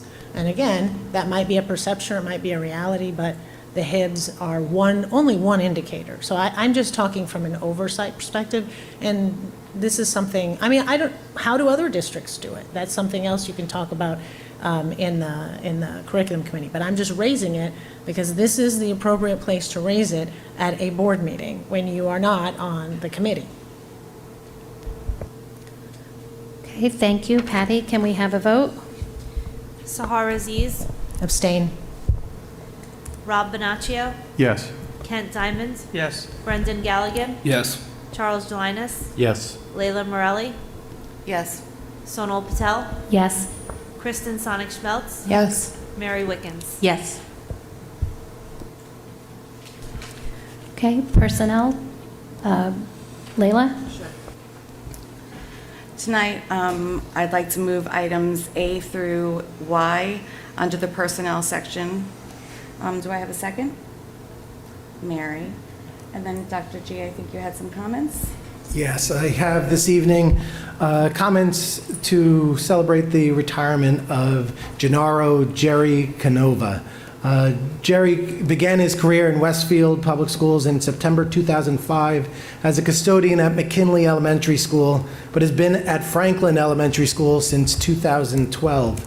Jerry's hard work, dedication, and unwavering commitment to the students, staff, parents, and administration have not gone unnoticed. His positive attitude and relentless effort in ensuring that every aspect of the school, regardless of the task size, was always well taken care of is truly commendable.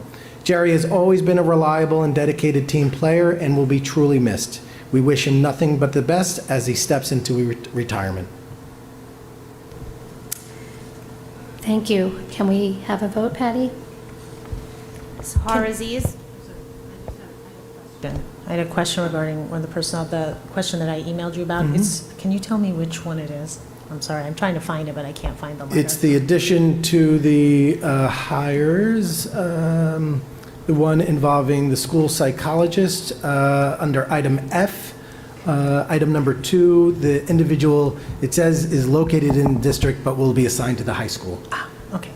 So first, I just wanted to praise the administration that we're hiring a school psychologist. This is impressive, and I know it's in many ways responsive to the parents who have said they've been concerned, with the post-COVID mental health issues and other reasons for us to support mental health of students. And I understand that this is effectively taking this role from being outsourced to having an in-person full-time staff, which presumably is probably more affordable, as well as allowing more students to be served. So my question is really just more about the process, because I do think it's important to have people that are experienced. I'm not a psychologist, but I have a lot of respect for them, and I suspect that it's a tough job. What is the process? And I don't know if Patty's the right person or Dr. Gonzalez is to ask. Did you interview how many people? Were there 3 finalists? But just to ensure that we hired, the most seasoned and experienced person in light of the importance of this role. So I'll begin with the end.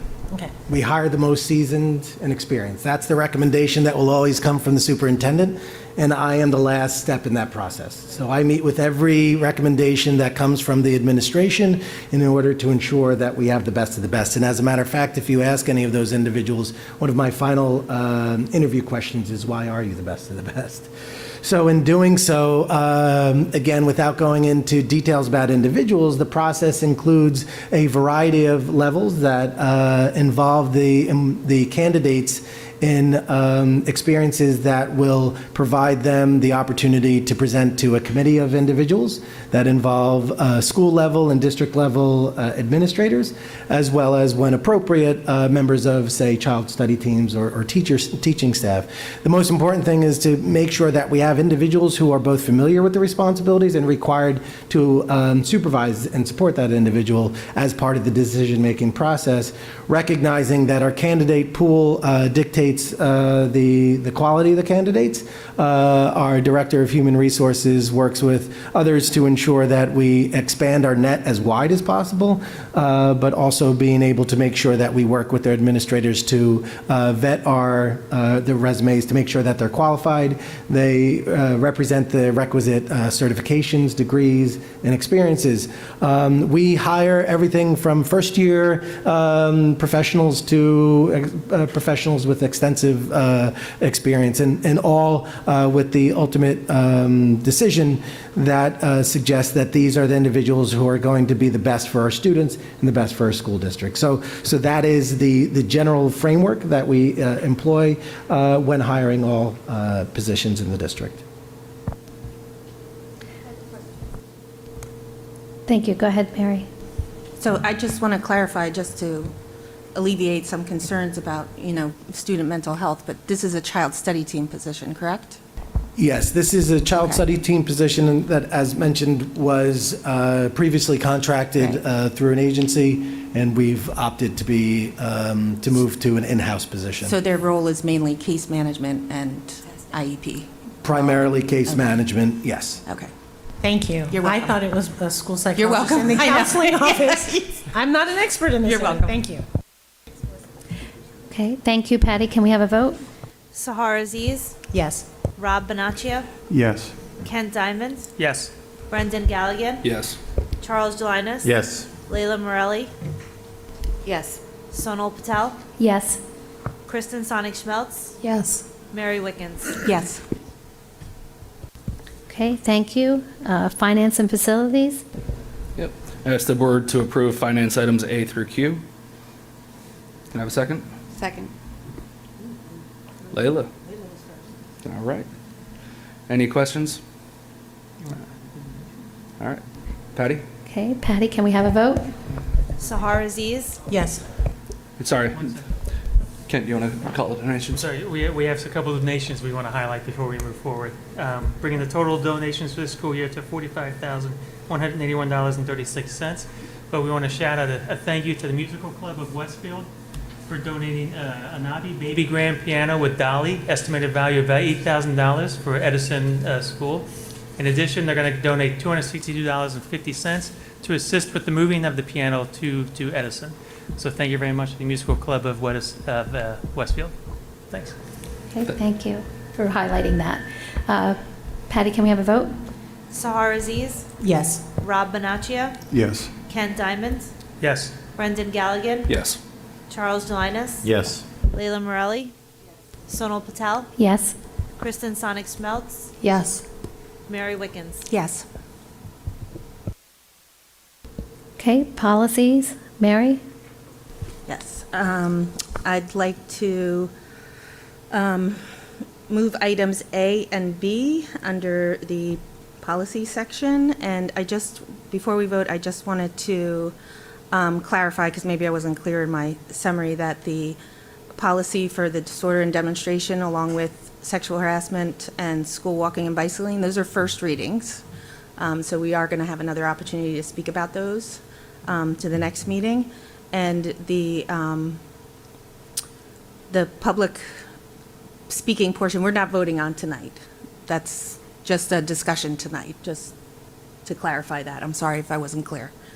Can I have a second? Second. Thank you, Kent. Any questions? Oh. Yeah.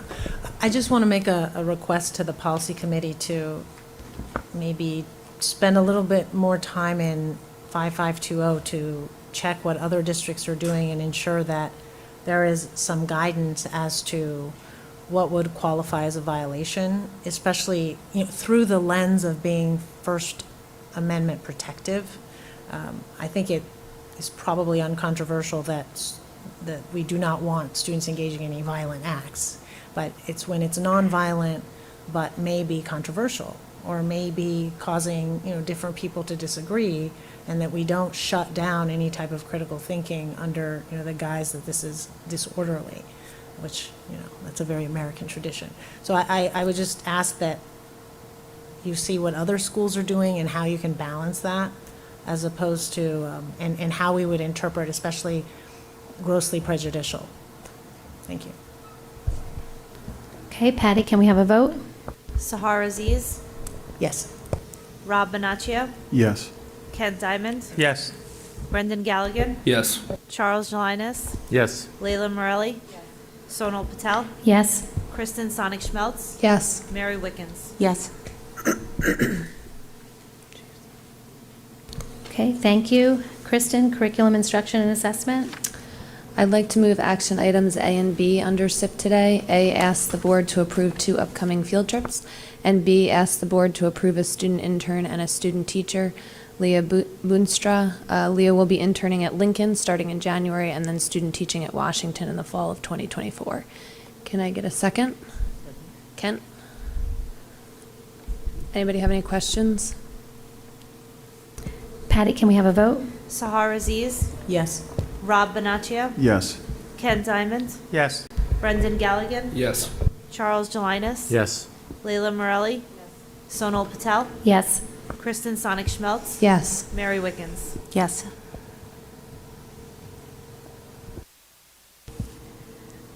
Okay, at this time, I'd like to acknowledge the notes for the record. I don't think we have any unfinished business, so at this time, new business. Mary or Layla?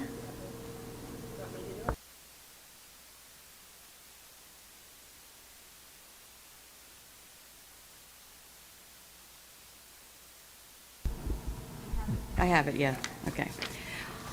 So this is just a discussion, an opportunity to talk about pros and cons and opinions, and for the community here, and, they're welcome to, when they come up, share their opinion also.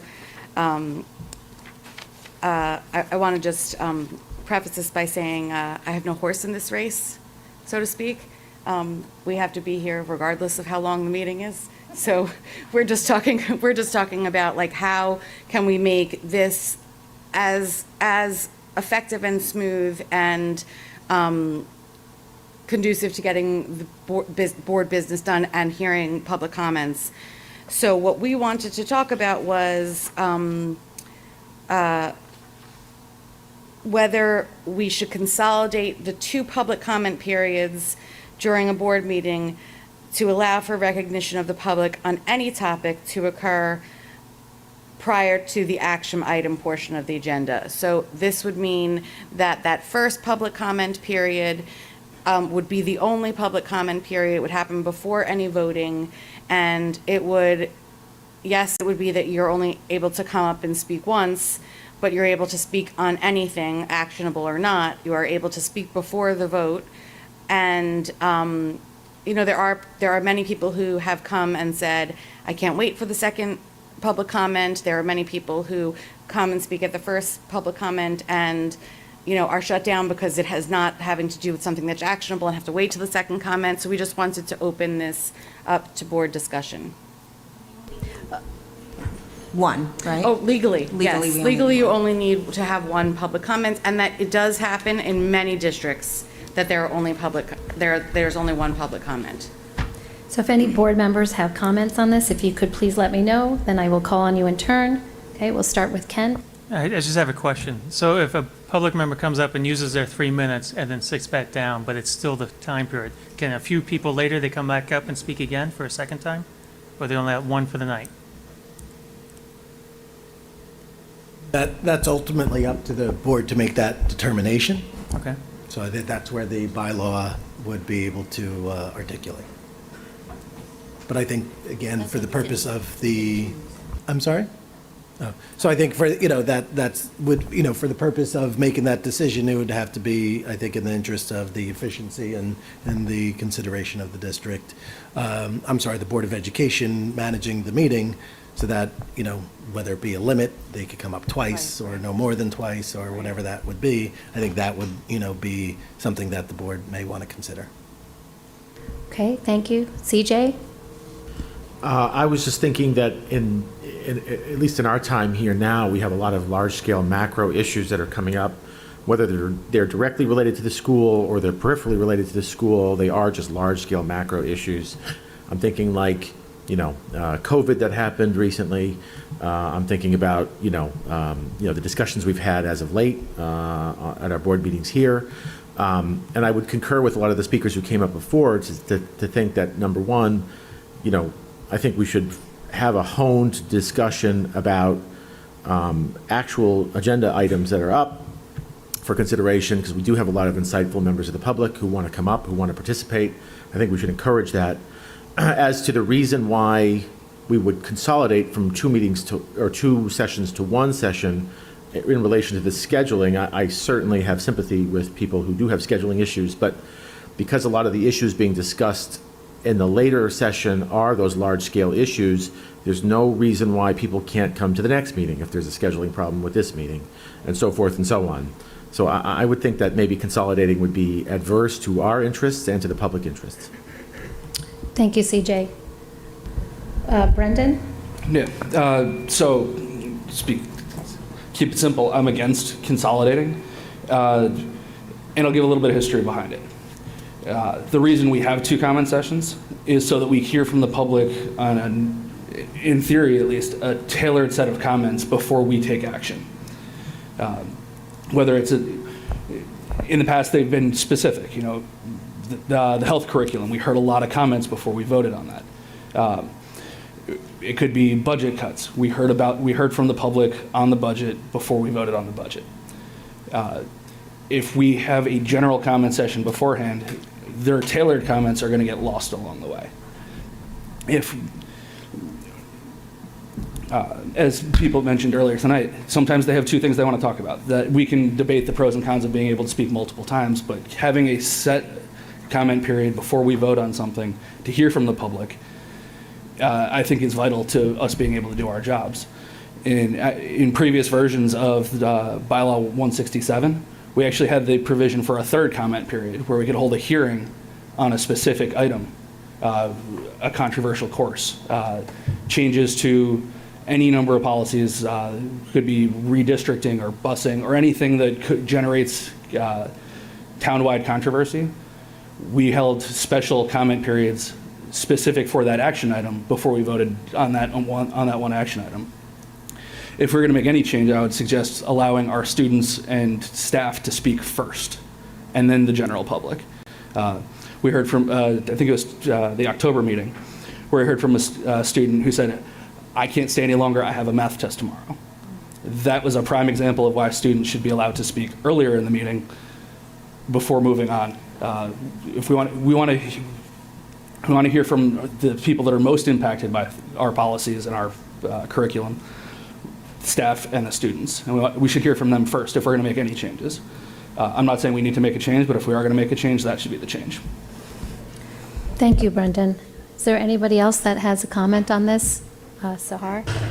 So, the Open Public Meetings Act, which I think is what should also inform our decision, I just want to read from it because it's important for people that are in the audience to know. The legislature finds, this is NJSA 10:4-7, legislative findings and declaration. The legislature finds and declares that the right of the public to be present at all meetings of public bodies and to witness in full detail all phases of the deliberation, policy formation, and decision-making of public bodies is vital to the enhancement and proper functioning of the democratic process.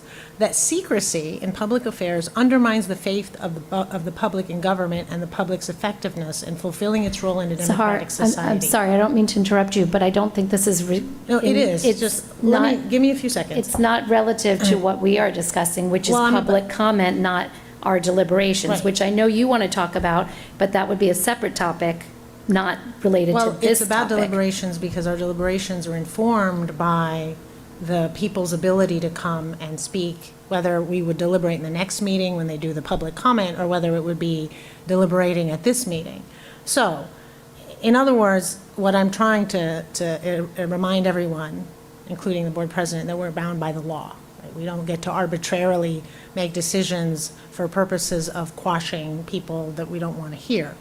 And I say this as somebody who, for some reason, ends up Again, being- this is not having anything to do with public I'm about to- comment. Can you You're let me talking finish? about deliberations. Let So me we'll finish. have to have this discussion. Let me finish. No, we're not going to finish that. Let me We are finish. not going to finish that comment because Let me finish. We are here for the public to talk I'm about about to- having public comment. I'm about not to your talk about- deliberations. Okay. But you did not get to that point yet, so we are going to. you allow me to speak? No, we're not So going you're to continue on censoring this me? path.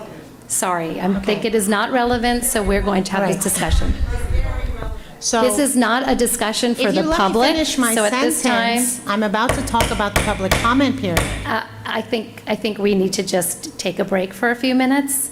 That is not relative to what we are discussing right now, which is I'm the about to public talk comment. about the public comment period.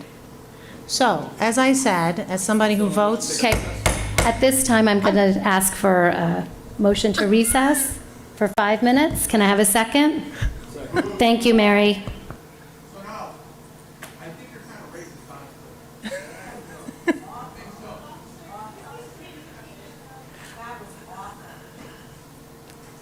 Just for the record, I'm being censored by the board president as an elected official. I'm trying to finish my sentence.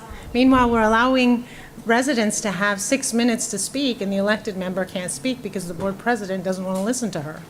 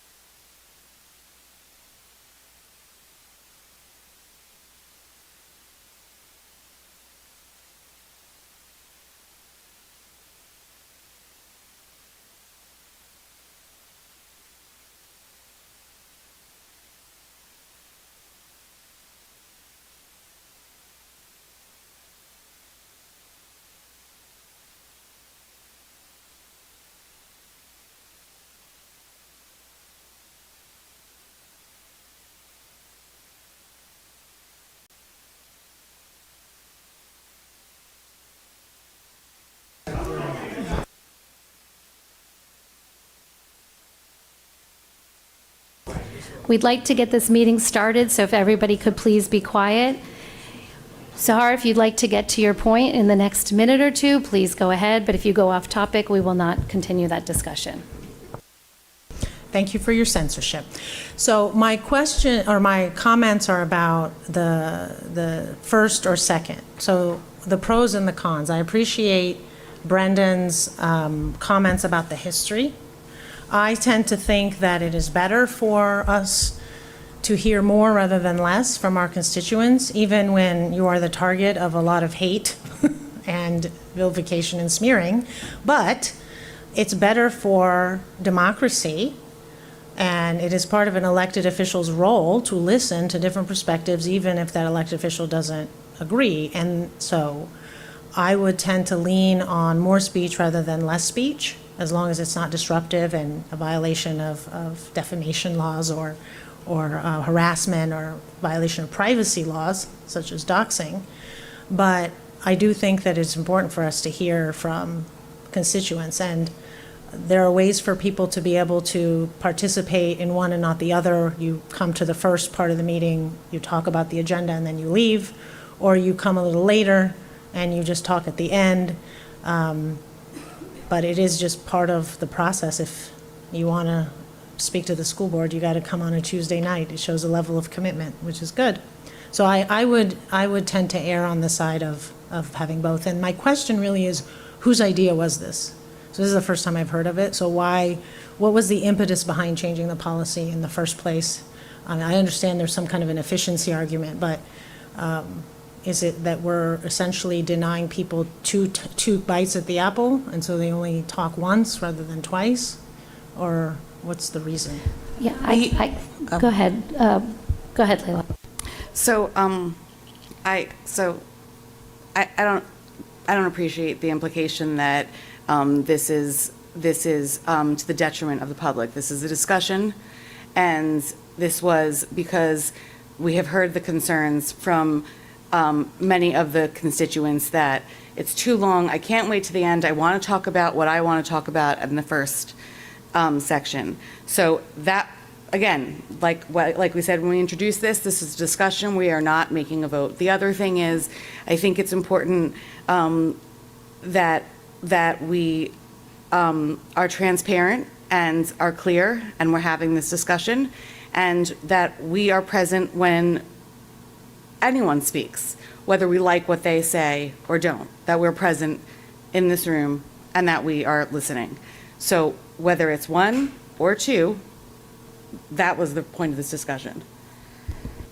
Thank you, Leila. Sona? That is what came up, of how it came about, and a lot of it was over the last few meetings. We've noticed that people had wanted to speak at the earlier session, but then had to wait, and it was becoming challenging. So it is not in any way to prevent the public from making their comments, but allowing them the opportunity to speak earlier rather than later. So that is why this is a discussion and there is no vote. And again, whoever else wants to speak on this topic. Okay, so Rob was next, and then I'll. Sure. So I'm kind of two minds on this. I get the point, because I know we have a lot of folks that come here who don't have the time to stay toward the end. And the other point is sometimes it's harder for the public to figure out exactly what constitutes an agenda item versus not. And I think people generally come up here wanting to do the right thing and comment at the right time. And very often, public comment is not the easiest thing for people to do. To stand up in front of a room of people who may or may not agree with you and you know, speak your mind, in some cases on issues that are very close to their heart, and to be told as you're kind of getting down the path, even if you did your best judgment to think, you know what, I think this relates, but maybe I didn't, to be told, well, no, not yet, right? And now you're back and you're sitting, and you know, maybe you feel less inclined to come up and talk. So I get that idea, you know, very much, and I get the idea of consolidating so that you're doing this once, so that you can avoid all of those challenges. But I'm always a fan of more comment than less. There's very little time for the public to interact with us. I mean, there's committee meetings, there's emails, but this is really where points can be made. And I'm a fan of solutions, because I don't disagree that ensuring that what you're saying is placed in the right bucket hasn't been a challenge as of late. But I like solutions, but I want to talk about the right solutions. So I don't know that I'm necessarily inclined to consolidate. If we did, I don't know that, I think I would want to see that consolidation happen with an increase in the amount of time to speak. I don't know if that's something that's been deliberated by the committee, so keep the same amount of time. That might be too long to let it work. I'm just kind of brainstorming here. That's the deliberative part. It may also be that the better solution is to hold a little bit tighter to what an agenda item is and what an action item is, because I think we even saw it today. An action items are things that we are voting on. It may not necessarily be things that we discuss. That may be better suited for the second public comment to bring that up. So I think, I think it's a valid discussion. I think it's worth considering, what makes the most sense. But I'd also want to throw out there as part of the deliberative process that is there an alternate solution to solve the problem that we seem to be having, which is, is the public as informed as they need to be about what works and what doesn't, and how are we communicating that fact to the public so that we can get the efficiency we're looking for, right? To have a true efficiency of talk about the agenda, and then you can go home if your main issue is a particular policy or a particular, action item, and then have that time afterward where you can speak about other things that might not, A, fit within a 3-minute window or might not fit where the agenda is, and then elongate the time before we do an action item. That's also somewhat detrimental. So I don't know that I came up with a solution or a particular answer other than just pointing out a lot of different things, but my inclination is not necessarily to restrict time and to focus really more on what it is we're accomplishing in each section and how we might be able to streamline the policy that way. Thank you, Rob. Kristen? I essentially was basically going to say what Rob said. So in terms of public comment, it's actually my favorite part of the meeting. I am here for you. That is why I ran for the community. So I would not necessarily recommend removing one. However, I also see the other side of it, because it's really painful to see someone stand at the podium and they're prepped and they're ready to go, and then you're told it's not an action item. And we did see it tonight. Just because it's on the agenda does not mean you speak about it in the first public comment. The first public comment is for agenda action items only. That means if we are voting on it, that is what you speak on. So there are several people that did it correctly tonight. There are some people that didn't.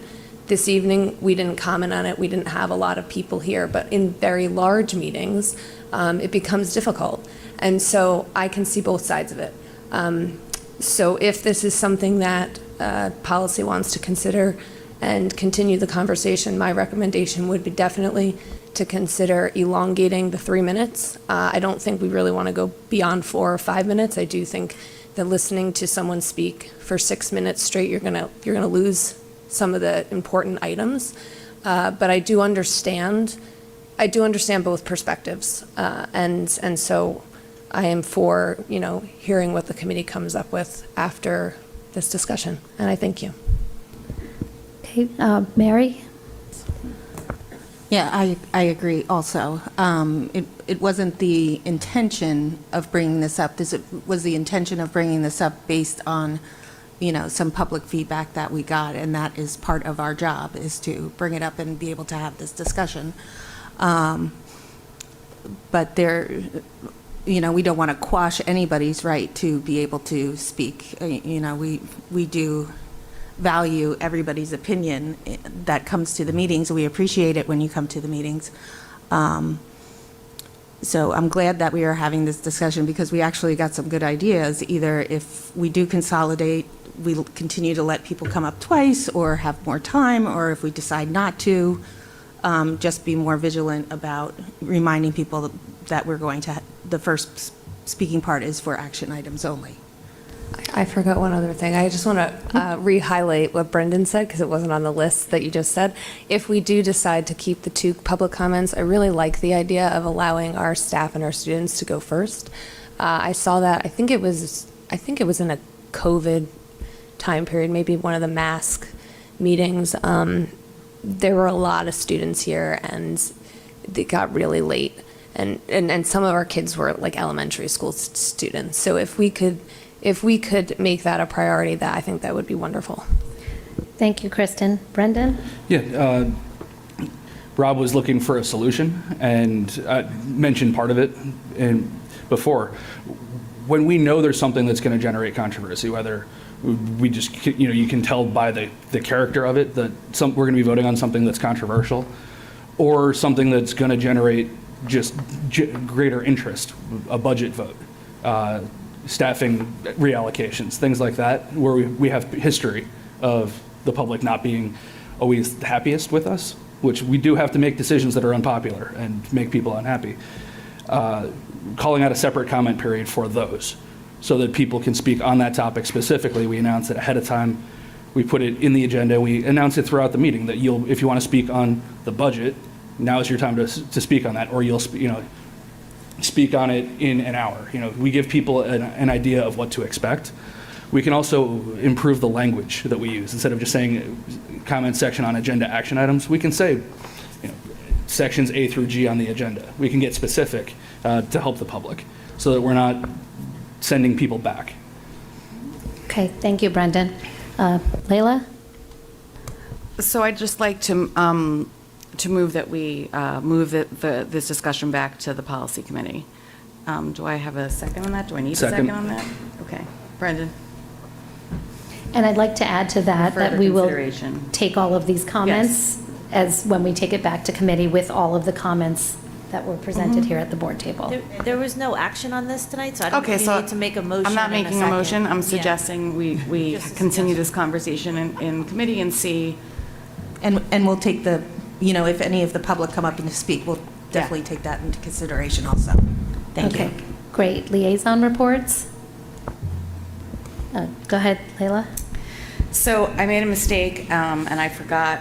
I was so excited about Lincoln's PTO meeting that I forgot to talk about their new playground last time.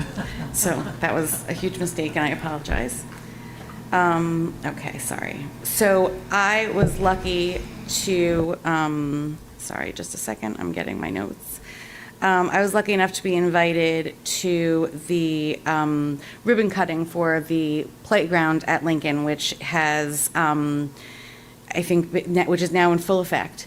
And this is a wonderful project that was a combination of efforts with a parent as well as some students and administration and staff. It was a collaborative effort, and there was so many people here were there as well. So this is an accessible playground. It is. It took 8 months of planning. $135,000 was raised for over 200 generous donors, and they reopened on November 13th, and they provided accessible play for students of all abilities. We had Erica White, Laura Skidmore, and Rima Thakar formed Project Playground over a year ago, and their goal was to make Lincoln accessible for our littlest learners, where a place on the playground where kids form friendships. And they were supported throughout. The renovated playground includes 6 new pieces of accessible equipment with special surfacing and pathways. Westfield High School students volunteered to design the playground, signage with communication boards with colorful symbols, we call them PECs, and illustrations to help children with limited language abilities express themselves. And the mayor was there, Dr. Gonzalez was there, and it was just really a thoroughly impressive event, and the playground is beautiful, and I think we have kids who have multiple disabilities, starting from our preschool all the way up to our high school, and this is exactly what you want to see these children be able to access. And it was really my mistake not mentioning it last week. I was very overstimulated, apparently. This was just amazing. So everybody, please go check it out, and bring your kids. Okay. Thank you, Layla. Anybody else? I think, Rob, you said you had liaison reports? Sure. So just 2 liaison reports. So the first, I'm the board's liaison to the Rec Commission. Had a meeting December 4th, final meeting of the year. The Rec Commission had a lot of discussion about where we go next on fields, and while they haven't gotten very specific with it, from the board's perspective and from here, the district and the Rec Commission partner significantly on rec programs, housing them predominantly in our buildings and on our fields. And it was, regardless of how referendums came out, there was continued commitment to the Rec Commission to continue working with the Board of Ed and having us partner with them to make sure that space is available, to make sure programming that the town has for its young people who are our students, in most part, has a home and are looking to continue to find ways to work together. So however you felt about where the referendum went, whether it happened, there was still going to be a ton more work to do. Whether it didn't, there's still a ton more work to do there. And the message I want to take back from the Rec Commission to this board is that they are very committed to continuing to work with us and continuing the partnership that we already have in having space for recreation programs. Last thing, they just asked me to mention, if anybody who's up for the pool and uses the municipal pool, the renewal package should come out in early January, just for your edification there. Next, I'm also the liaison to the high school PTSO. Casey generally handles most of that stuff, but the one thing I will add, just 2 successes for events that were planned by the PTSO. One is an I Wish I Knew event that was targeted toward 9th and 10th graders. We had Westfield High School juniors and seniors come and speak to them in a panel format and just ask any questions that they and their parents had, how successful and honest many of the students' questions were with their parents sitting next to them, may be up to debate, but it was still an opportunity for students to hear from people who have gone before them exactly what challenges they may have faced, find out that they're not necessarily alone in facing some of those challenges, and there is more programming like that coming the next semester. The other success, it's billed as a college night that happened on November 16th, but it really was a bit more than that. Yes, there were colleges. Yes, what you might expect to see at college night, different colleges coming out and students meeting with their representatives. But the night was expanded, so it may be a post-high school night to include other paths that students may take other than college. So there were trade school representatives there. There were folks who handle gap year programs. There were people who had gone direct to work, coming out of high school. And the positive of that is to show students that, may not be ready for college, may not want to go that route, that Westfield supports all of those options and all of those different pathways for you, and to expand what is typically known as a college night that, some kids just say, well, I've got nothing to gain from this. It was definitely a success. So that was very deliberate, very planned. The PTSO does a lot of work funding these things. The counseling department does a lot of work planning them and ensuring that all the folks and the representatives are here.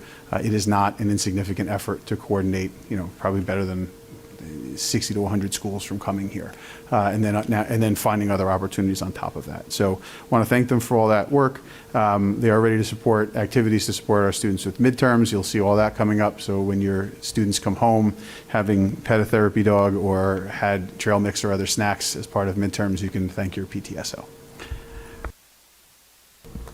Thank you, Rob. Any other liaison reports? So I just forgot to mention, good news, that the ethics complaint against me by Stephanie Siegel has been dismissed in full.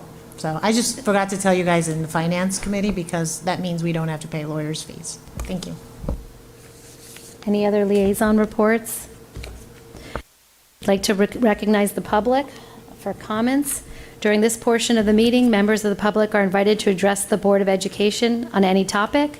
The board requests that individuals state their name, municipality of residence, and group affiliation, if applicable, for the record, and asks that all remarks be directed to the board president, not to individual board members or staff. The board asks that members of the public be courteous and mindful of the rights of other individuals when speaking. Specifically, comments regarding personnel matters are discouraged and cannot be responded to by the board. Students and employees have specific legal rights afforded by the laws of New Jersey. The board bears no responsibility, nor will it be liable for any comments made by members of the public. If a matter concerning a district staff member is of interest or concern to a resident, the matter should be referred to the responsible building principal, superintendent of schools, or the Board of Education, either by telephone, letter, or email. Although the board may not respond to items raised during the public forum, all public comments will be considered. Please note that if any member of the public becomes disruptive during the meeting, the board president may terminate the participant's statement. Continued disruptions may result in removal from the meeting or adjournment of the meeting. So again, there's a sign-in sheet on the side. If you could please sign in before coming to the podium. Each speaker will be limited to 3 minutes in duration.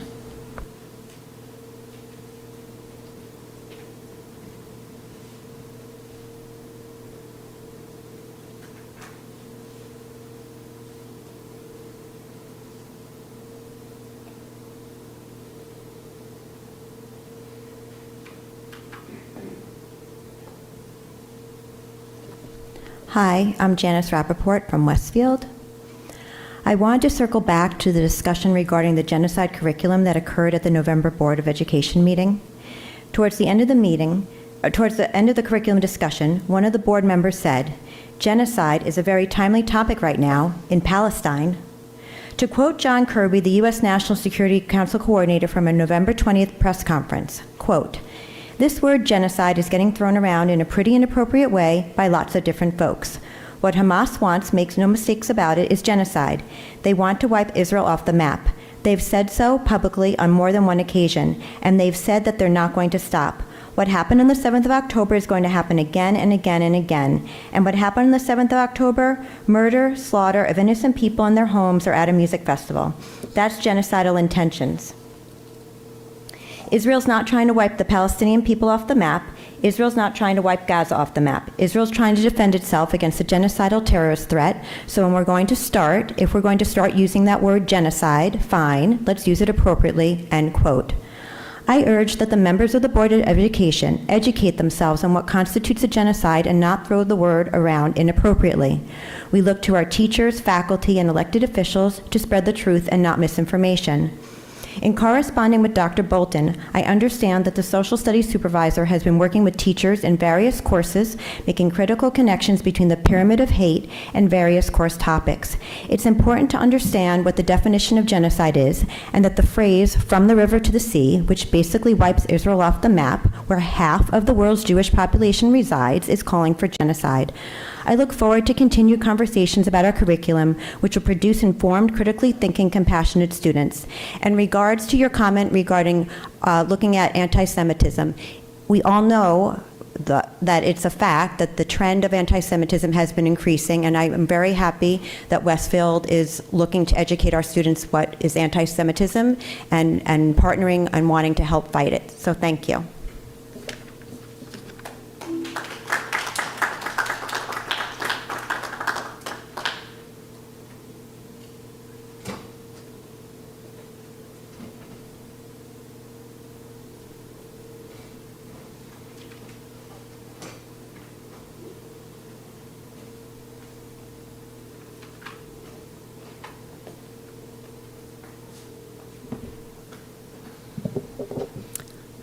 Tally Farrow from Westfield. As a mother, I feel that my most important job is to raise my children to make this world a better place, or at least not a worse place. I've spent the last 2 months really thinking about our responsibility as parents, educators, and of course, Board of Education members, and the irresponsible use of social media. Unfortunately, the majority of teens in this country are now getting their news almost exclusively from TikTok, Instagram, and other social media platforms. It is disturbing to me that in this abyss that's still not being regulated and is virtually a wild, wild west of information that's not necessarily validated or corroborated, we are contributing to this irresponsibility as well. I'm going to start with, what is a bias-related act? According to your bylaws, it is an act directed against a person, group of persons, private or public property that's motivated in whole or part by racial, gender, disability, religion, sexual orientation, or ethnic prejudice. It does not need to be a criminal offense. It does not clarify about social media usage and these acts. Do social media posts directed at a certain group account as a biased act? How about directed at a group from a certain town in which you're an elected official? Hypothetically speaking, just tweeting out, people all over my town in New Jersey are posting "I stand with Israel" signs on my front lawn. I read them as "I stand with Israel's genocide in Palestine." Is this considered a biased act? Many people in this town felt very threatened by this tweet. Is it free speech or is it incitement? Just some food for thought. Just last week, the president of an Ivy League institution resigned over her handling of hate rallies and insightful anti-Semitic speech on her campus. Another Ivy League institution, questionably our most prestigious one, saw a 17% drop in early decision applications just this year. Specifically triggered was their tolerance of the use of the phrase "from the river to the sea, Palestine will be free," as calling for the obliteration of the state of Israel and genocide for the Jews. Is it okay for a Board of Ed member in this town to speak at a rally where their organized chants "from the river to the sea"? You can say that you don't mean it harmfully when you say it, but when the use of this phrase has been shown time and time again to have a meaning that's offensive and hateful, does your personal clarification really matter? You can use a swastika and say that you didn't mean it as a hate symbol, but I'm pretty sure that everybody understands the true meaning of that symbol. And you could state that your views have nothing to do with the Board of Education and your capacity at these rallies. But the fact that you're offending so many of your constituents, including students in this town, maybe you need to reflect on this. I believe that setting an example of inclusion for our children and not spreading hate speech is a responsibility in social media navigation that needs to start from the very top. Thank you.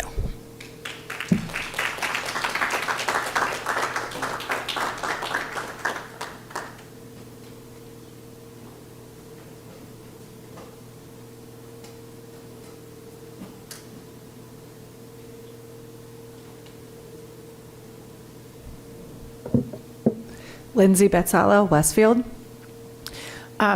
First, about the public comment and about the meetings. I don't know if we're allowed to comment on that. Everything is confusing. However, it's confusing.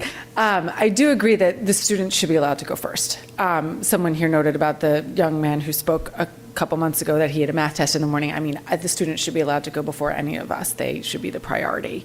And the language does need to be a little bit more specific about when we can speak. I was going to speak earlier, but had to take a family call, so I appreciate the opportunity to have another chance. So however that rolls out, we'll stay tuned.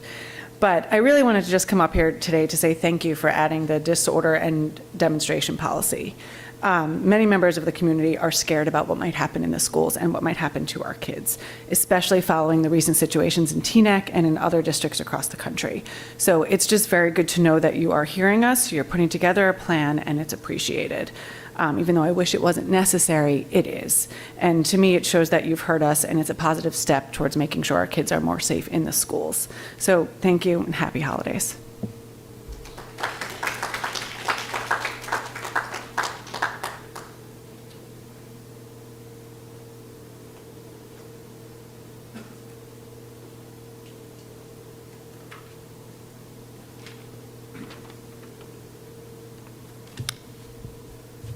Hi, Scott Kessler from Westfield.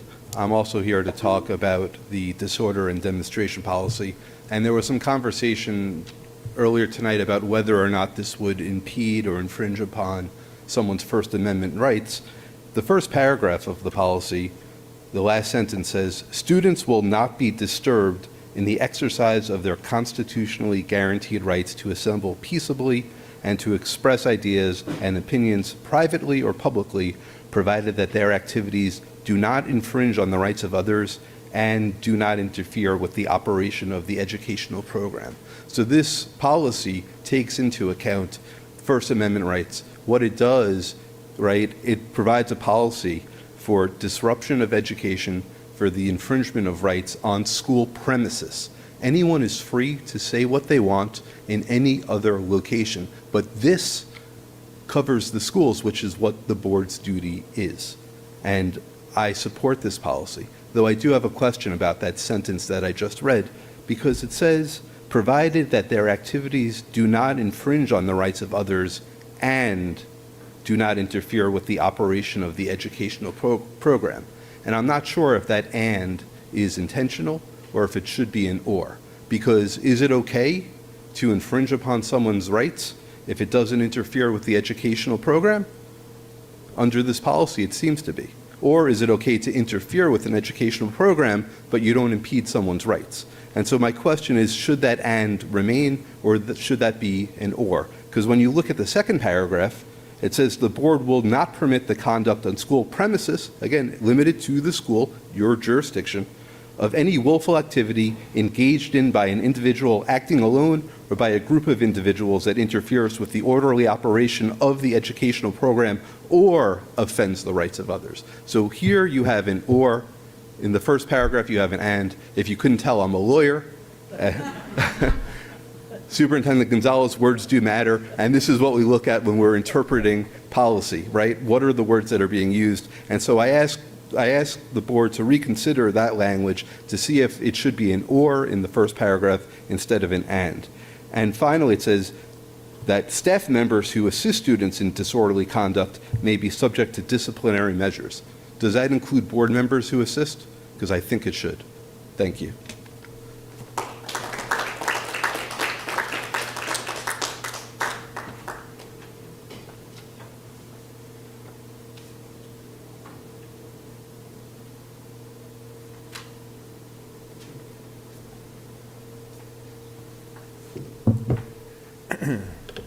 Michael Sherman, Westfield.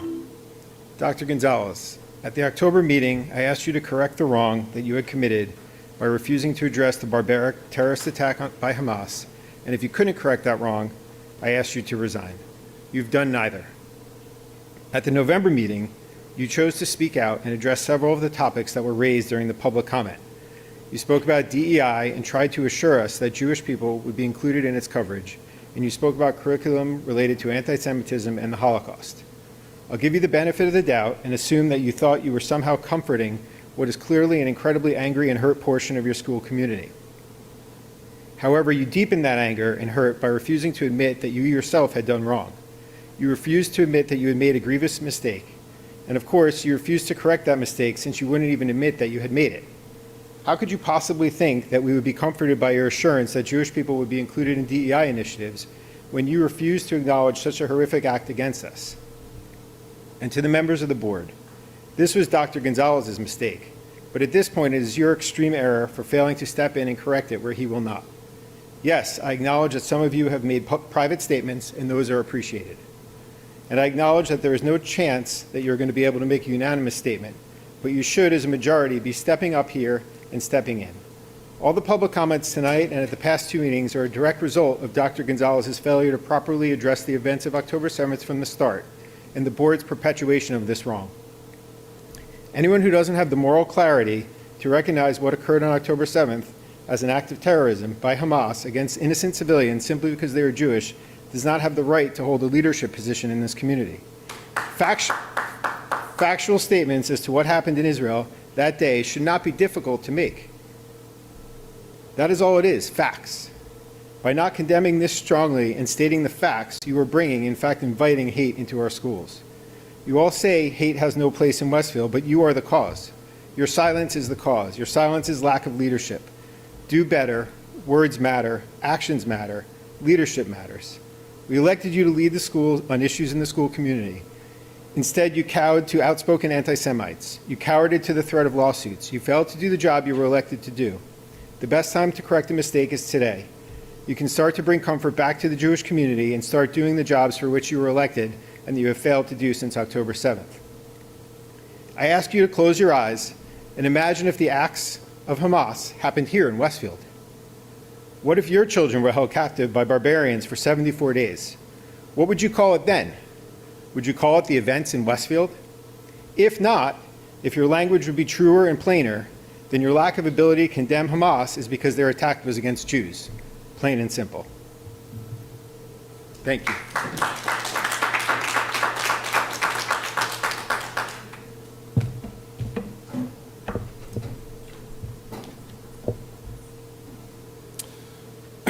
Kyle George, Westfield.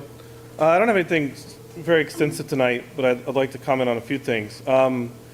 First of all, on the topic of consolidating the comment periods, I think students and employees speaking first is a fine idea, but the only way that the consolidation would be okay would be if you give people 6 minutes to speak instead of only 3 minutes. Because today, for those of us who prepare well in advance and speak clearly and on topic on the agenda items, We can speak both for 3 minutes in the first period and for an additional 3 minutes in the open comment period. You can't cut that time in half with good conscience. That would not be fair to the public. If you wanted to do it where people get 6 minutes, or 6 minutes if you're going to speak on both an agenda item and something else, and you want to consolidate the comments to happen before any voting, that would be fine, but not if it's only 3 minutes. It's got to be 6 minutes. So if the idea is only 1 3-minute period instead of 6 minutes, you must reject this, and I think some of you made comments to that effect.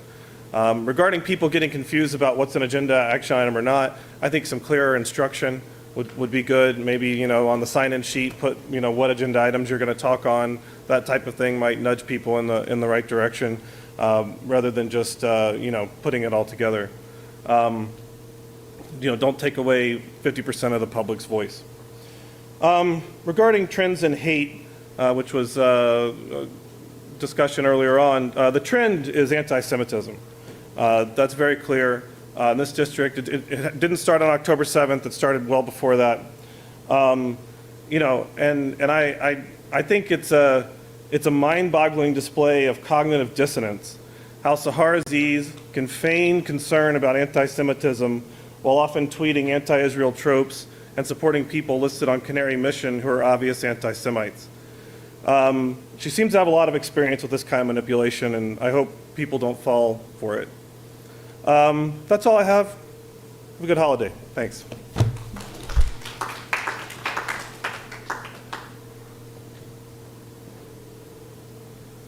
Kathy O'Gara, Westfield. Excuse me if I jump around a little bit. There was just a lot discussed and a lot I took issue with. I disagree with the woman who spoke earlier about genocide and her wanting to control who determines genocide. I think a lot of people see what's happening in Gaza right now as a genocide. You have people living in what's been referred to as an open-air prison, and I didn't really understand that until I saw that these people had no place to go and they were being carpet-bombed. Now, Israel could have let them in, right? But they didn't. If Israel wanted to destroy Hamas, Excuse me, can you they please could have. Oh, yes. direct your comments here? Thank yes, you. yes. They could have. But Israel didn't let the Palestinians in. And so I disagree about the definition of genocide used by a woman earlier tonight. I do think that leads me to something else, like who decides when we talk about protest and freedom of speech, who makes the decision what terminology is allowed, what isn't allowed. Trends of hate, I always believed when I read, anti-Semitism is on the rise, I was very, very concerned. I've changed my profile picture, against anti-Semitism, fight against anti-Semitism. I went to see the concentration camps in Germany. I have many Jewish friends. I feel like I've done so much to learn about that genocide, always with the idea that it would never happen again to anyone, and obviously I was wrong about that. I see a large group of people here in town who really only care about their own people, and that's so upsetting. You can't even express concern about the Palestinians dying without being called anti-Semitic. I cannot believe how many times I've been called anti-Semitic in the last month. I mean, even here this evening, I was told, I know where you work, your employer has been contacted. I'm being threatened right here at this meeting. I have to prove that I'm not anti-Semitic. If I don't agree with you, with that group back there, if I don't agree with them, I'm anti-Semitic. What if our students are what if that's happening in our schools? I'm concerned about this. From the river to the sea, Palestine will be free. You know what? I've read, that's not a call for the killing of Jewish people. So I think you're wrong.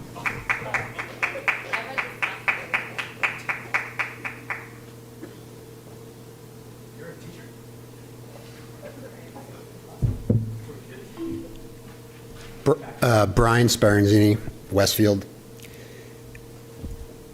The terrorist attacks on October 7th have left an indelible mark on the world and this community.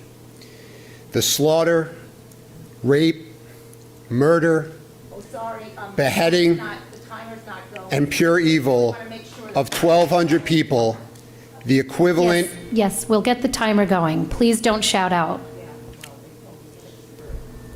I'll start over for your enjoyment. The terrorist attacks on October 7th have left an indelible mark on the world and this community.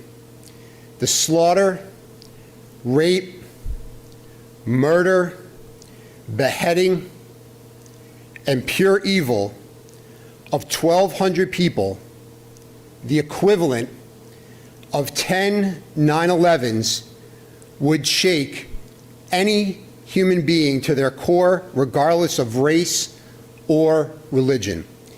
The true leaders from all over the world, in every aspect of life, have spoken on the atrocities and terror that were unleashed on 10/7. Yet, our very own superintendent cannot find the moral compass inside him to condemn the events of October 7th. His words have left this community vulnerable, shaken, confused, and angry. What will it take for him to condemn the terrorist attacks? How has this board not come down on him to condemn the terrorist attacks? How can this person with no moral compass be the leader of our school district? Does this board need to hear more about the specific atrocities that went on during October 7th and the days after? I ask this board, do you actually know who Dr. Gonzalez is? Is he anti-Israel? Thank you.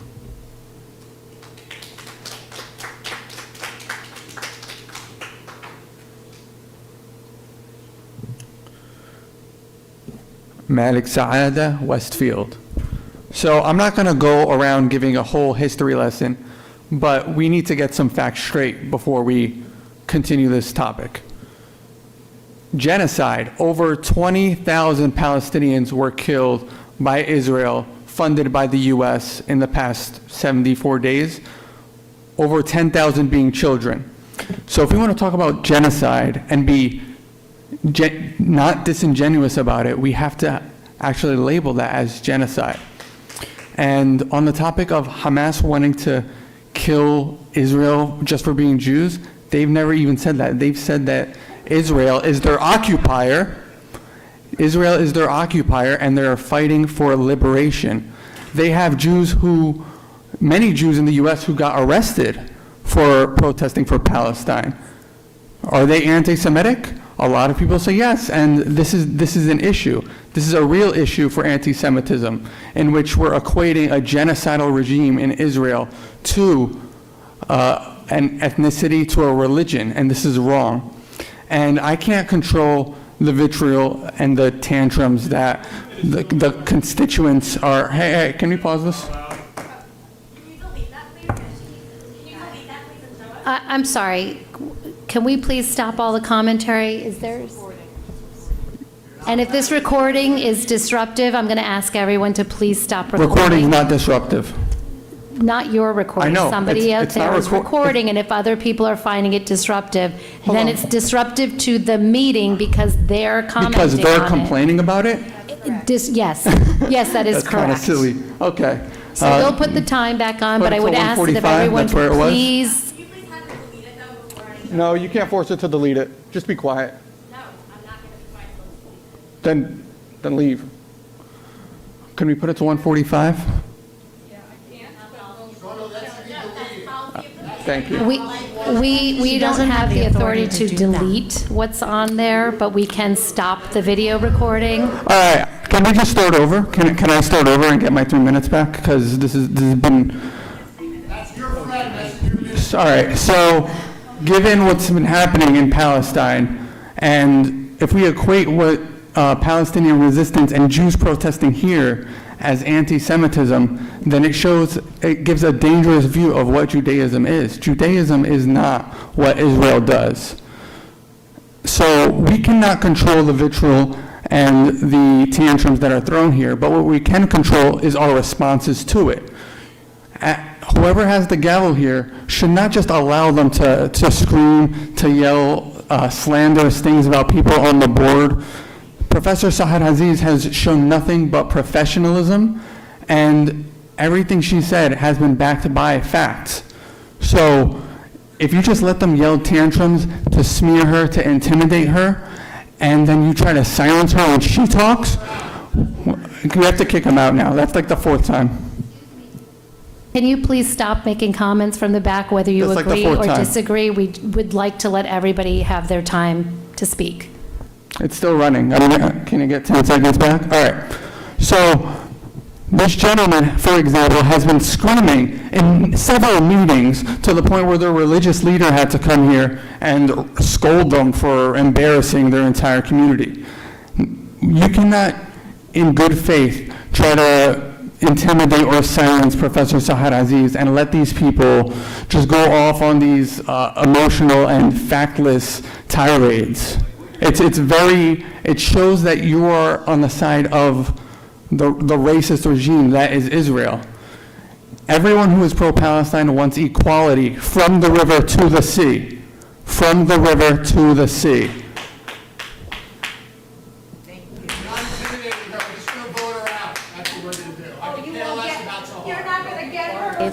I'm going to adjourn. You would be so lucky to have her be. Disadjourn. You're lost. Okay, I'd like to make a motion to adjourn the meeting. Can I have a second? Second. All in favor? Aye, thank you. Are you threatening me? Can I ask the police force to please watch him? Thank you. I wouldn't touch you.